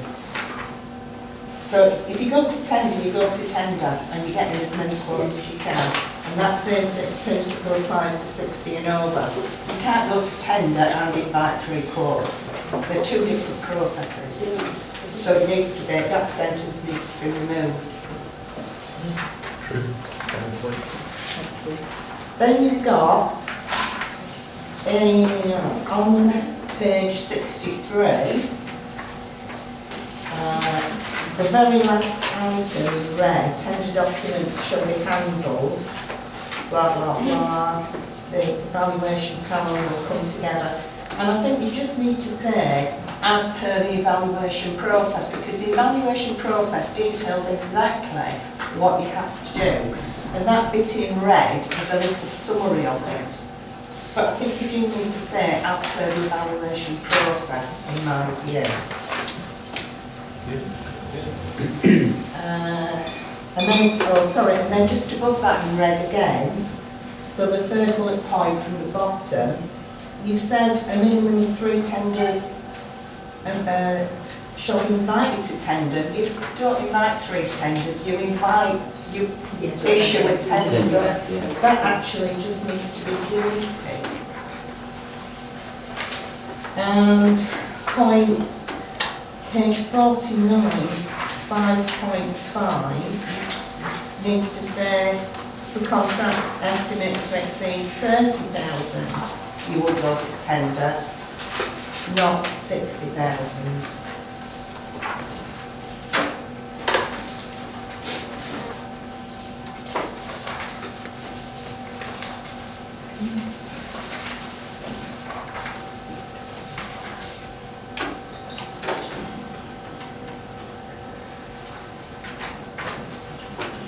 And then, sorry, final point is 4.B on page 60. The town clerk or RFO will, so it says here, will forward all tenders to the department manager or appointed evaluation panel. It goes to the evaluation panel, not to the department managers. So the evaluation process will be implemented. It doesn't go to the department manager. Thank you, Councillor. Does anyone else have a comment to make before I make a comment? Yes, Councillor.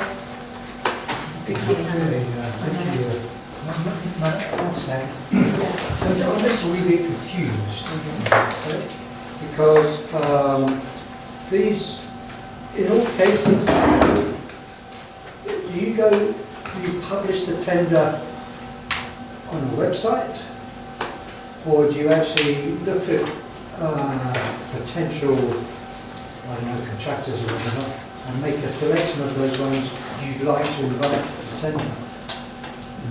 No, it's open tender. Sorry? It goes on the website and the government's website.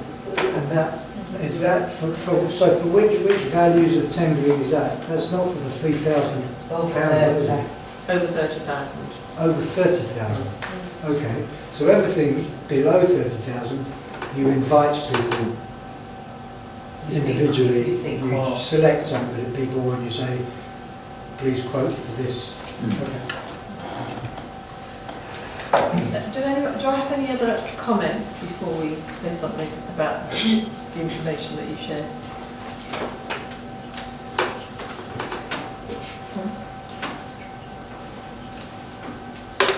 Yeah. So, okay. So we have a number of amendments to the document which you've written down. Yes. Well done, you. So can I make a suggestion for an amendment for this particular? So we've got three recommendations. Well, we've got one recommendation, which is to adopt the revised financial regulations as presented. Well, clearly we don't feel comfortable about doing that particularly, and we have had some amendments suggested. All the amendments have been written down by our officer. And I'm just wondering whether we could actually just amend this particular recommendation, which suggests something to the fact of saying to adopt the revised functional regulations following amendment by officers. Yeah, so I think the kind of usual sort of wording might be to adopt the revised financial regulations subject to the changes discussed in the meeting. That sounds very good. So if I propose that as an amendment for the moment, should we see where that goes? So, as no one else wanted to speak, I'm going to propose an amendment to adopt the revised financial regulations subject to changes. Can I say discussed in the meeting? Okay, and I would like to see if there's a proposer for that, please. Councillor Rutland, and a seconder for that, Councillor Wearmouth. All those in favour? All those against? Any abstentions? So now I'm going to move to vote for the recommendation. Can I just come back on one of the amendments that was requested? Yes. So, Councillor Gabassi raised about in 4A, sorry, it's on page 60. The reason we've got a slightly different process for the tender process for contracts of 30,000 or more and 60,000 or more. Under 4A, you say about forwarding tenders to the department manager instead of an evaluation panel, because the regulations currently say that the department manager can approve the contract being awarded. They have to then get the approval alongside that from the town clerk or RFO and one member of the town council, but we don't have an evaluation panel as such. So, you know, they don't have kind of scored criteria, an evaluation process, which obviously is what we're adding into the over £60,000 contract.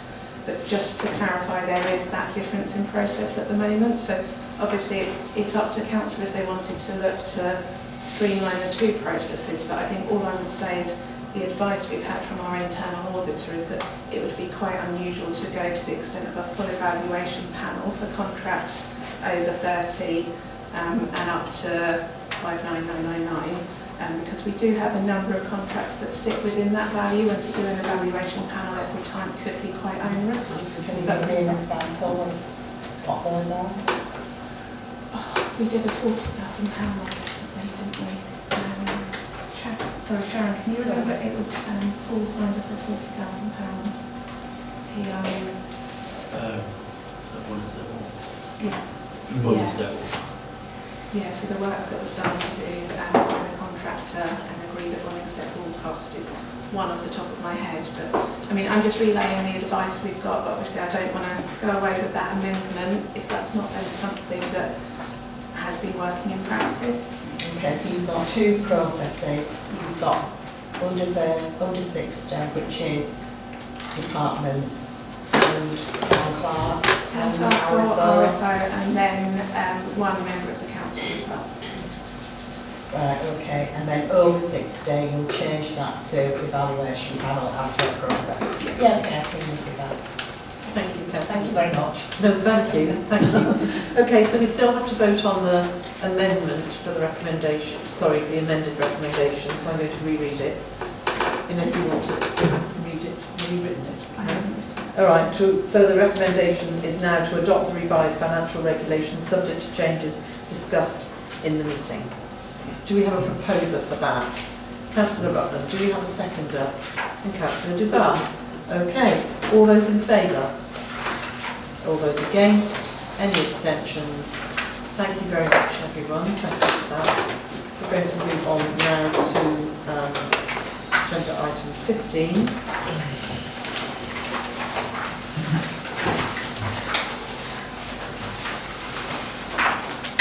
And this is the introduction of a whistleblowing policy.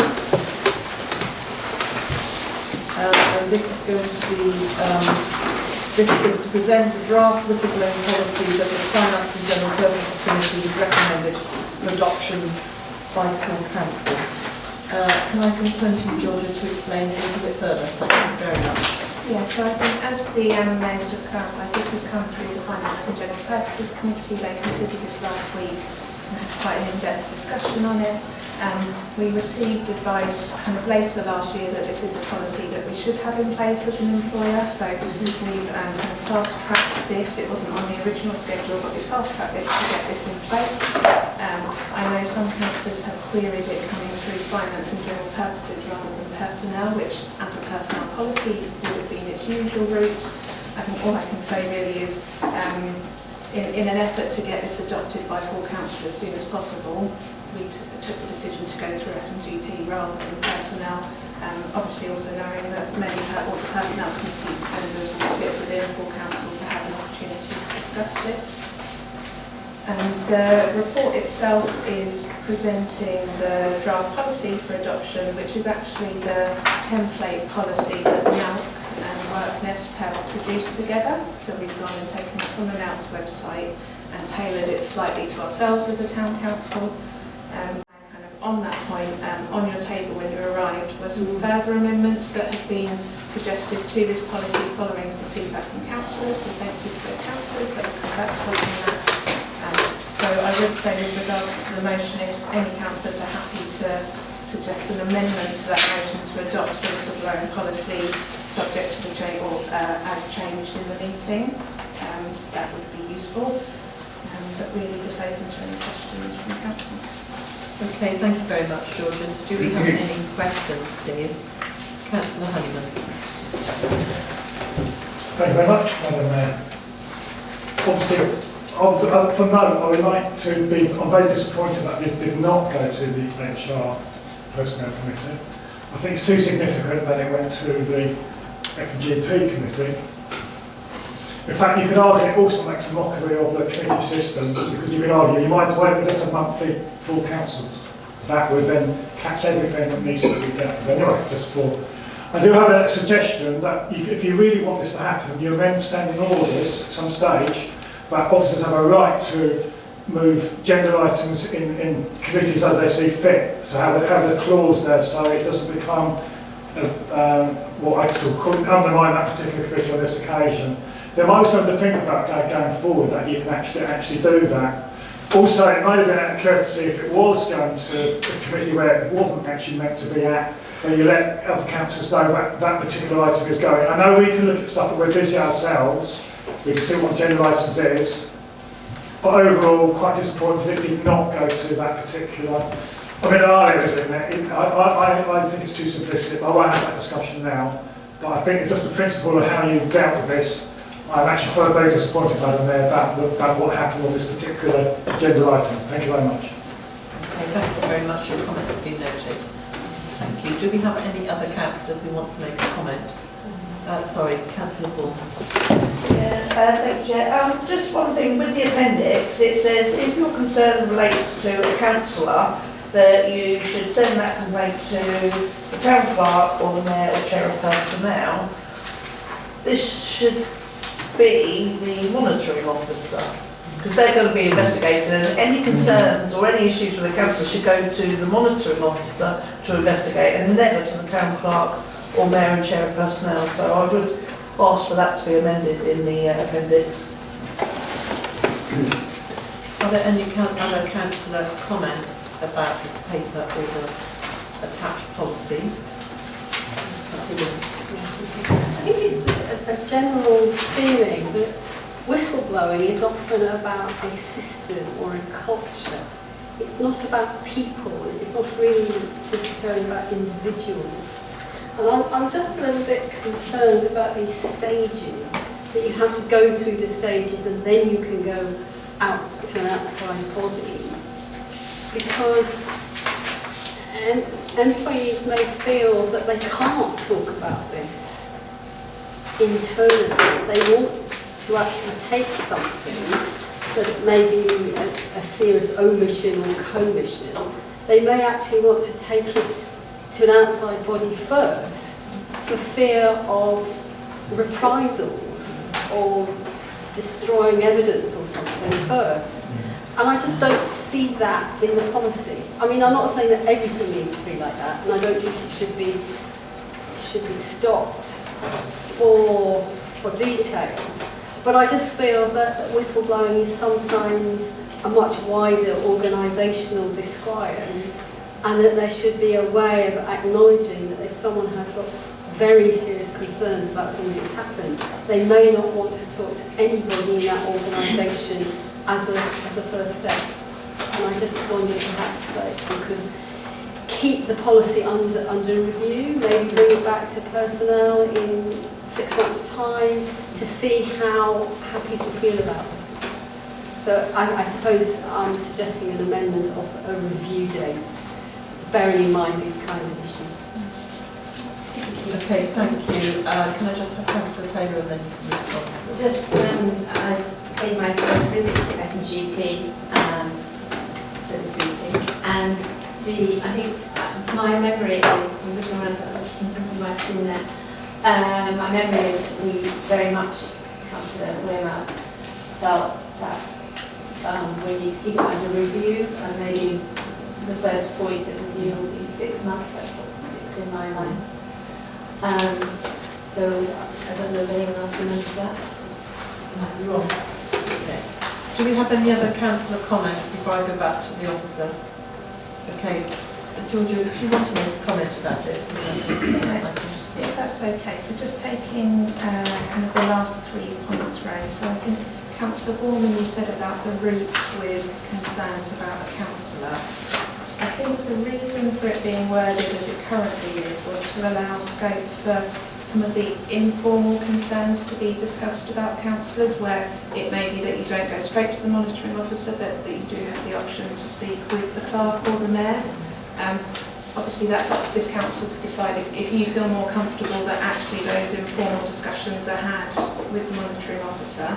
You know, you're completely at liberty to set that within the policy. The next point was about, so it was about almost being able to kind of miss stage 1 and 2 and go straight to stage 3. That's actually something that Councillor Honeyman raised and is in the amended version that's on your tables. So page 4, the final bullet point of the top section, just kind of clarifies that there's the opportunity to go directly to a prescribed body. So you can basically say you can skip stage 1 and stage 2 if you feel it's more appropriate, and you can just go straight to an external person. So that, I think that point's already been covered. With regards to the future review of the policy, obviously very happy for councillors to request that this is reviewed sooner than I think it's currently a 5-year review timeline. I think all I would say is we've got a new HR manager coming on board at some point. We're running a recruitment process for that. One of their priorities will be to review our personnel policies, but there are some other policies that will need to take priority over the kind of a review of this one again, I would say. So maybe if you could not limit us to 6 months, that might be helpful, because there are some other policies that really do need looking at sooner. But certainly we'll take it away as a request to, you know, get this on the policy review schedule for the incoming HR manager. Okay, do we have any? I also one thing, if that's okay. Yes, thank you. I think if it did get to a stage where someone really is going to whistleblow, I would probably recommend the employee get external advice from whoever, trade union, solicitor, because it can backfire, that's all I'm trying to say. Thank you. No, that's not mentioned anywhere in there. Thank you, Chair. I'm just going to suggest, I mean, you said that we really need to get this done quickly. I mean, we haven't had it in place for ages. Is there really a necessity to get it done really quickly? Can we not just kind of maybe make it better before we vote on it? Just asking that as a question. And maybe it would be better to wait till we do have an HR person who's really up to date with that to help to guide us with that, or do you feel confident that it's how it should be at the moment? There seem to be some kind of people have concerns about it. That's all I'm saying. Okay, does anyone else wish to express concerns? Councillor Sturton? Again, I must apologise for not having raised this in F&GP. I took the liberty while the discussion was going on to look at the ACAS guidance on the Public Interest Disclosure Act. And reading that and reading our policy, I think the general point that would be made is it's one thing, and it's a good thing for us to say, well, we have a procedure and we have a responsible person that you can go to, and that person will report as necessary to regulatory bodies and whoever. But the rights of employees over a qualifying disclosure is you can make your disclosure to your employer, a legal advisor, government ministers if you're a statutory body, which we are, a prescribed person or body, or any other person or body, for example, the police or media, if there's good reason. So I do think that our policy here really ought to say that the procedure is, however it expresses it, and possibly more concisely than I'm able to express myself here, but you know, the procedure that we provide in our whistleblowing policy is an additional to the extra procedural measures that you are, as an employee, entitled to take. Thank you very much, Councillor Sturton. Does anyone else have a further comment to make? I'm kind of gathering the comments in my head and what you all have been saying. I also can express concern that I'm not sure that the policy that in front of us is fit for purpose at this moment in time. I think it's missed a step by not going to personnel, but I totally understand why that happened, because we have not had a whistleblowing policy for years. We're not talking months, we're talking years. So there was an urgency, because this came up 6 months ago, to make this happen. And this is about protecting our staff and also our councillors. So we have a slight conundrum that we have a whistleblowing policy in front of us, but it's not quite fit for purpose. And then we have an extended timetable for actually re-employing further staff that will probably have further information to submit to this over the next 6 months. I'm mindful that we should take further advice on it, because people have been looking at different pieces of advice.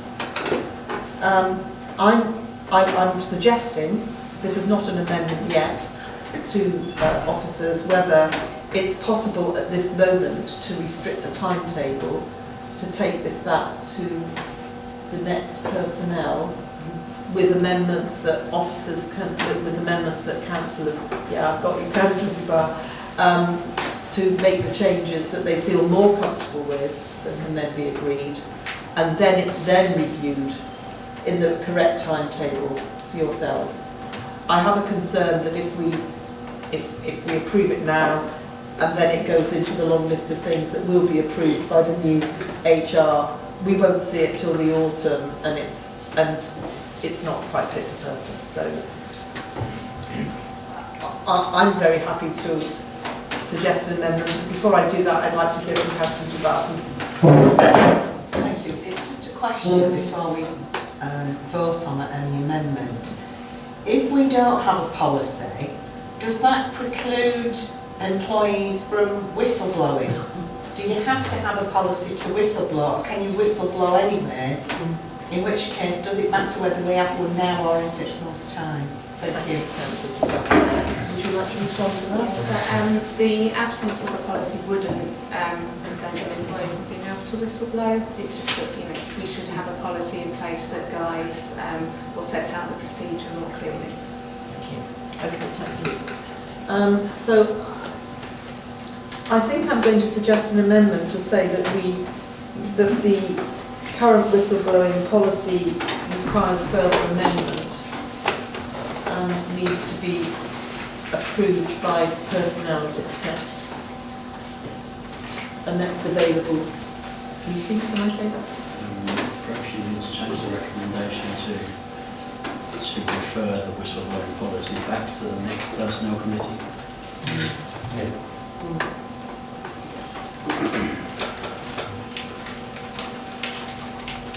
So I'm going to suggest that as an amendment to see whether it gets approved before we go to voting, obviously. So I'm going to ask if there is another, can I propose this or could, all right, I'm going to propose it. There we go. I'm going to propose to refer the whistleblowing policy back to the next personnel committee. Do I have a seconder for that, Councillor Meek? All those in favour of the amendment? Okay, all those against and any abstentions? Okay, so I'm now going to go back to the new amended recommendation, to refer the whistleblowing policy back to the next personnel committee. Do I have a proposer? Councillor Meek, do I have a seconder? Councillor Rutland, all those in favour? All those against? And any abstentions? Okay, so that amendment was passed. Thank you for your input for that, though, and your work on it. Thank you. Okay, we're now going to move to item 60, which is the introduction of a probationary period policy. This is to present a draft probationary period policy that the Personnel Committee has recommended for adoption by full council. This has been prepared by Georgia Rayburn, and she will speak to it. Thank you very much again. So this one has been through personnel. So hopefully the room's happy with that. So again, this is a policy that we were advised that we should look to get in place, so it just sets a bit more clarity and openness around how we handle probationary periods within the Town Council and the process that we go through for reviewing throughout and at the end of the probationary period. So again, this policy was discussed in quite some depth by the Personnel Committee, and there are a few changes that are now presented within the report. And the full council is recommended to adopt the policy as presented. So over to you for any questions. Thank you very much, Georgia. Do we have any questions? Councillor Duval? Because it's the first time I've seen this policy, on page 83 in red it says line managers should meet monthly. It's not clear how long the probationary period is, because it says it's going to be flexible, and at point number 6 on page 80 it said irregular, there's no specifics, but then it says monthly. But then when you look at page 82, step 1, 2, 3, 4, the first review period, second review period, end, doesn't suggest that it's monthly. To me. And the other thing is that 1, 2, 3, 4th paragraph, page 83, if there are concerns, shouldn't that go to the town clerk as well as the HR team? Thank you. Thank you very much, Councillor Duval. Any other comments from councillors? Georgia, can I go back to you to make a comment on that? Yeah, so I think if I've understood what you said, sorry, Councillor Duval, so it was talking about the fact that we only have 4 steps identified kind of in the flow chart, but then on the next page we talk about something being on a monthly basis. And I think what we've attempted to do there is step 1 is just called informal discussions. So rather than it being kind of a singular event, it's a number of discussions. The text there is then saying that these will take place on a minimum of a monthly basis, if that answers your question, sorry. And then the next query was about whether it's appropriate for it to go to the HR team or whether it should go to the town clerk. I think all I would say is that with the new staff structure that we have coming in next week actually, and we have a kind of qualified HR manager being recruited, obviously we will have a structure that does have a much more experienced qualified HR team to provide support with these sorts of matters. So that's why the process is as it is, and to kind of protect the town clerk's time to be spent on other things, because the HR manager will report into the deputy town clerk, who then reports into the town clerk. So there's actually quite a few levels of kind of hierarchy really. So it's about empowering that HR manager role. Yeah, so thinking about involving them, just letting them know. Are you asking for an amendment, Councillor DeBar, to this? I don't know. Okay. It's really just a question to see what other councillors Okay. are. Does anyone else have a comment on this at all? Okay, right. I think I'm going to move forward to the recommendation if there's not a clear amendment. Okay. So the recommendation is to adopt the probationary period policy as presented. Do we have a proposer? Councillor Taylor, do we have a seconder? Councillor Warraven. It's all a W to me tonight, isn't it? Yeah. Thank you for that. All in favour? All those in favour? Okay. All those against? Any abstentions? Okay, that recommendation passed. Thank you very much. Moving on to item 17. Here we go. Item 17, this is to present a review of the Mayor's portfolio, which I'm wondering if the Town Clerk would like to introduce, and then maybe I'll take questions. Yes, okay. So in the absence of the Assistant Town Clerk, who also acts as the Civic Officer, the report is effectively an introduction to a report from the Mayor. And I think I'm going to hand over to the Mayor too. That was so quick. Thank you so much, Interim Town Clerk. Okay, thank you everyone. Bear with me. So basically the background to this report is, as you all know, I've had a very, very busy year. And just for those that may not understand the Mayor's role quite so much, the Mayor does an enormous amount of work, both externally but also internally within the Council as well. And it has become clearer as the Town Council has become busier and taken on much more work, and will probably be a lot busier given devolution and other things that are going to be happening in the future, that to be committed to the role and to be involved as much as they can be in example, line managing the Town Clerk, becoming involved much more in policy development, working much more internally with officers, attending a lot of internal meetings during the day, as well as doing all the external events. That for councillors to take on this role in the future, it's actually quite a big ask. And the time commitment involved, plus a whole host of other issues that were brought up in an informal meeting of both ex-mayors, current mayor, deputy mayors, and councillors, of which 11 councillors actually contributed to the discussions, both online and offline. We felt that it got to the point where re-looking at the Mayor's portfolio and the current responsibilities could actually perhaps be separated out slightly. So in the past, there has been, if we were sitting in the chamber and the big wooden board behind us would have a leader role, as well as the Mayor's role, that was actually taken out of circulation, or the leader was taken out of circulation around 2015.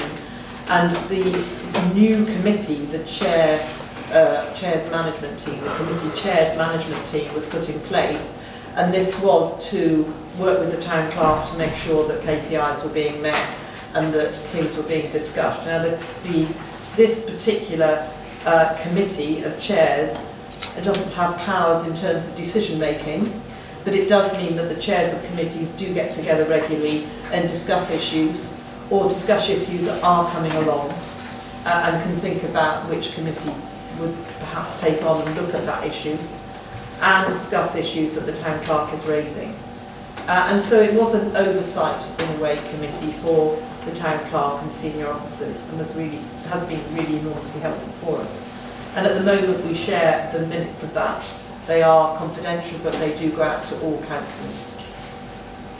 So, looking at the challenges that the Mayor and Deputy Mayor have faced over the past 2 or 3 years, in fact increasingly, not just this year, we did wonder about stripping out from the portfolio some of the areas of responsibility that could fall to possibly the chair of the committees, the committee management group. So that was something that this group thought we could propose. I then painstakingly, and also with the civic officer, went back through the mayor's portfolio and removed some suggestions and actually placed them into the next agenda item, which is actually the chair of committee's policy. And the idea was to actually just limit slightly the mayor's role, and for some of those responsibilities, including the line management of the town clerk, which is undertaken with the chair of personnel, to actually move to the chair of committee. And the big change for that would then be that the policy underpinning CCNG, as we call it, would have to also be reviewed, which is why it's item 17. It's item 18. So the idea of this has been just to make it much easier, perhaps, for mayors to come forward, take on the responsibilities, enjoy the role, enjoy chairing full council, enjoy the external responsibilities, become the first citizen and support and value the town council's work, and to celebrate and work with residents on a regular basis without being quite so overtaken by internal responsibilities. And we felt this was a very realistic approach for our town council as it is growing. So that's kind of where we are at the moment, and the proposals that we brought forward review that in terms of the fact that we have to split them across two different reports. And so the recommendations are to agree the new portfolio and then to think about how that relates to changes, because there would then be changes ongoing into the complaints policy and further standing orders. So I think I've spoken enough because you've read it, and many of you were at the meeting when we discussed this. And so if you have any questions for me or for the clerk or Georgia, who's very involved in policy making and the linked policies to that, please speak then. Councillor Moore-Raven and then Councillor Hammond. Thank you, Madam. Yes, I mean, thank you very much for all your work on this. I mean, it's, I think it's been a long time coming, and the position of mayor is, it's an honour to be mayor of Seaford, and it should be open to all councillors. There should, and there's certain work which restricts probably some councillors, past, present and future. And I think this is a good piece of work, and I fully support it. Thank you. Thank you, Councillor Moore. Yes. Oh, Councillor, I'm so sorry. I missed you. I'm so sorry.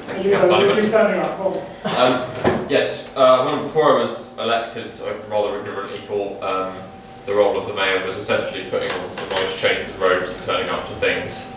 And then now subsequently realised that it has a huge amount of work involved, and I'd like to thank Councillor Markov for putting that work in, but also more importantly actually recognising that we can do better, and for future mayors we should be aiming slightly better, so thank you Councillor Markov for putting that work in for the future. One small query for the CCNG chair: will that be voted on at the annual council and then implemented from May if we go ahead with this? The next paper. Yeah, and I'd also like to welcome that, because I do think formalising the role of CCMG with a chair that is appointed at full council will be helpful to add a bit of structure and reporting that to full council. So thank you for your work. Thank you, Councillor Hammond. Following on what Councillor Hollow said, CCMG, I don't think you even spelled it out anywhere, what it really means. I can't see it. So the next paper. Spell it out and then you put it back to CCMG. It isn't, and it's still not going to be committee, is it, of any sort? Which I think, I know you're trying to integrate it within it, but at the moment I don't think that's made very clear in any part of this paper. It doesn't make it very clear. It's still not going to be a subcommittee or subcommittee that goes to all committee at all. So I don't think that's made very clear at this stage. I don't know if that can be highlighted. And how do you know if this scheme is going to work? I mean, I welcome the majority of what's going on. When it's going to be reviewed maybe this time next year, how it's working, or is it going to be less than that? I just wonder how you know if it's going to be working with that new role of the chair of CCMG and obviously the mayor of the day, whatever. So how we know it's going to be working and how we know it's going to be working. Well, do I say that right? Yes. How well it's working? Yes, understood. Or any queries that come about from it. I'm sure you'll be keeping, or Isabel will, the deputy, the assistant. The mayor, whoever's doing looking after the mayor portfolio as officer will keep an eye on that, won't they? So, yes, thank you. There's a few points there anyway. Thank you, thanks a lot. Yeah, just through the chair. On the next paper, which has come up in a minute, the CCMG policy review, point 1.2 does state CCMG meetings are not non-statutory meetings and do not form part of the formal town council meeting arrangements. So I think it was made clear that the CCMG is not a committee or statutory meeting. There isn't currently a proposal for this to run for a period of time, but that's something which councillors may decide that they want to add or to leave it as the. No. Yeah. Okay. It's your favourite level. No. So the only reason I said it is it's quite a significant change. That's the only reason why I thought 5 years' time we have a look at it. Absolutely. No, I totally hear what you're saying. Councillor Coleman, and then Councillor Yeah, thank you, Chair.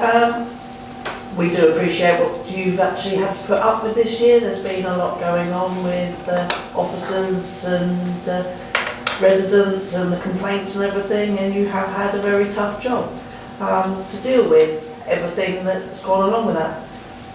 But with the more officers involved that we're recruiting, are we going to find that actually what you've had to do over the past year is never going to come up again? And actually, previous years haven't had as huge amount of problems as you've had this year. And maybe this is something that should wait until we've got a better recruitment, more staff, things might be running smoother, and actually the mayor's portfolio doesn't need to change because it runs smoothly and your time isn't spent doing as many things. Okay, thank you for that. Any other comments, Councillor Rutland? I'm cognizant of the Japanese principle of Kaizen, which, as you know, is lots of little improvements. And I think, obviously, you've had a hell of a year this year, and you've done amazingly. It does need to change, and I think this is a very good step.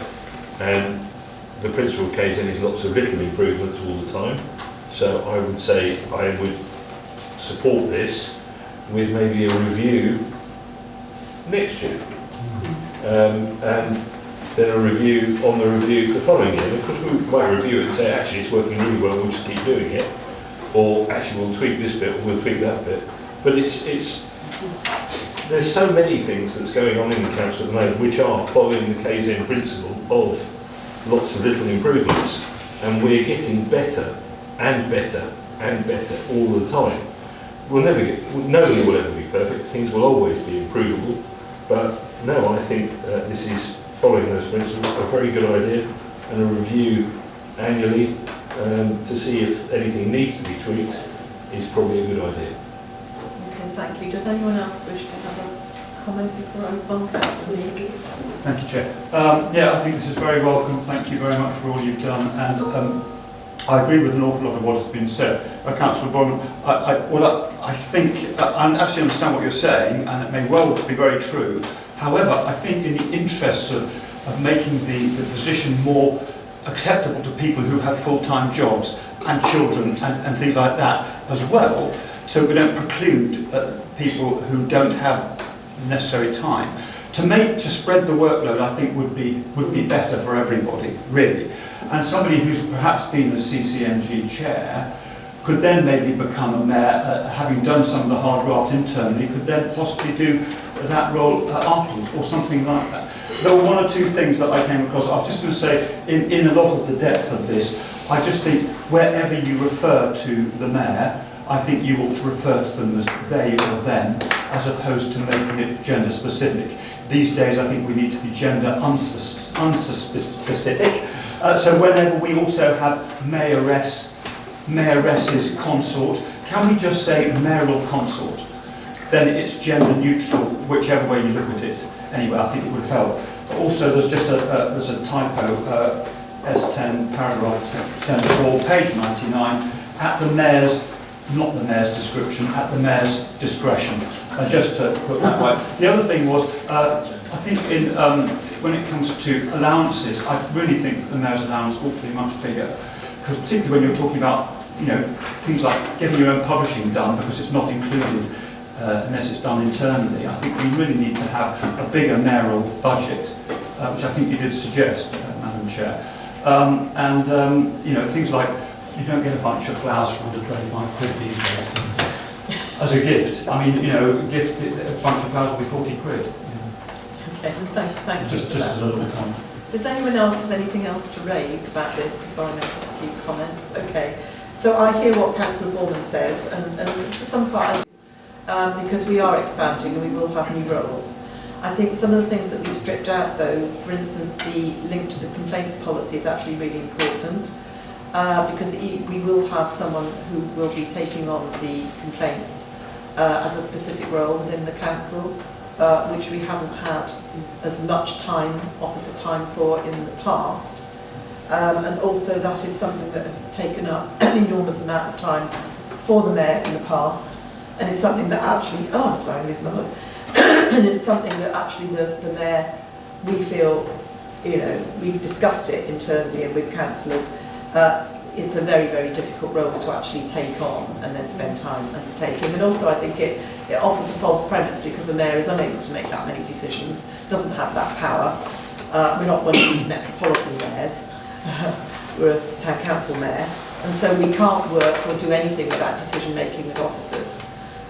So it's almost a false aspect of saying that the mayor will, please write to the mayor and something will happen, because that actually still has to be shared with officers and discussed. So I do think that was one of the things that we felt would change, and it's directly linked to the complaints policy, and other things there obviously are directly linked to some of the other standing orders. So I'm minded to look at a review, to obviously, because I wanted to propose it, but to think about considering an amendment for the review if somebody would like to offer that as an amendment. I mean, I'm thinking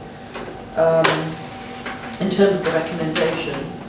I'm just going to say, I don't think we need an amendment. We can just take that away as an instruction. An instruction to review it within a year. I mean, I think that's really important. I think less than a year would not probably work. We're going on to a quarterly cycle committee, so again, full council's only going to be 4 times a year anyway now. So let's move on with that. If there aren't any other comments from anyone, Councillor Honeyman. Just quickly on what Councillor Meek said about making it gender neutral. In a lot of ways, we're still looking for the same mayor and chair in one level, but back to mayor and chair, it could mean either whatever sex it is or non-sex or whatever you identify with. So I don't know if that's clear in any of our policies along the line. I don't know how clear you are on that. Maybe you could make a comment, but it has to be in the legislation, doesn't it, mayor and chair? I think councils will find that it's addressed on page 96 under the table of recommended actions. Thank you. 96. Yes. Thank you very much. Any other comments? Okay, I'm going to move to the recommendations. So I'm quite happy to take them all together, unless you want to take them separately.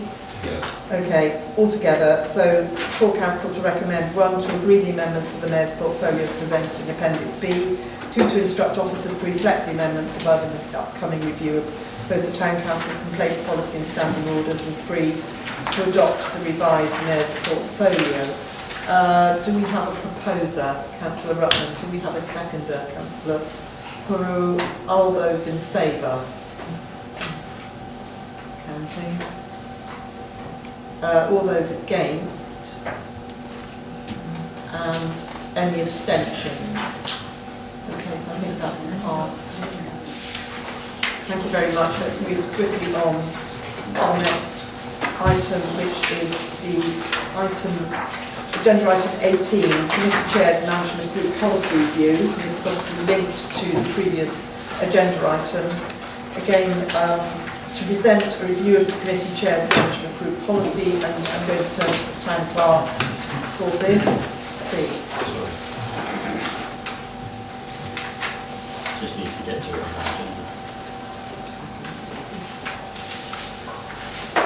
Okay, so further to the last paper, this is obviously a connected paper in relation to necessary changes to the CCMG policy, and it encompasses a number of the proposals that the Mayor has just laid out, namely that the chair of CCMG takes on some of the responsibilities that are currently undertaken by the Mayor.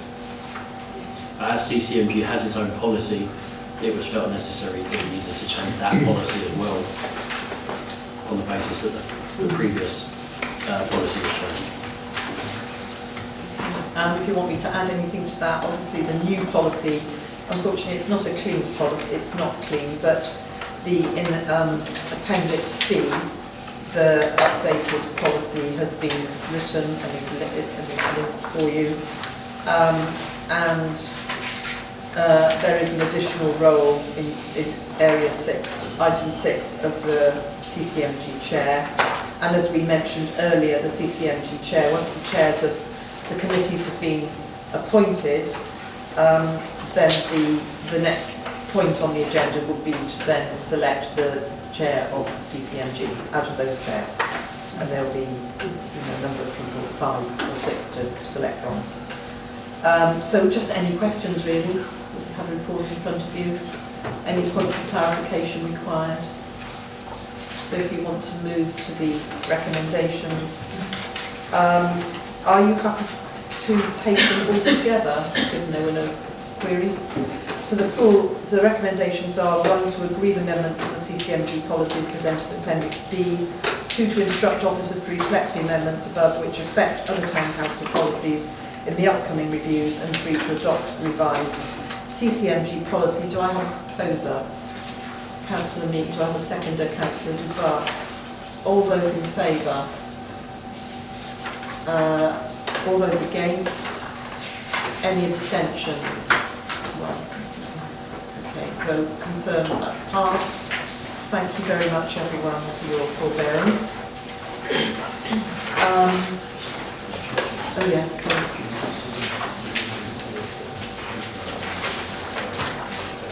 I'm so sorry.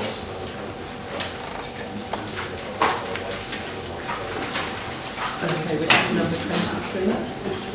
No, number 23.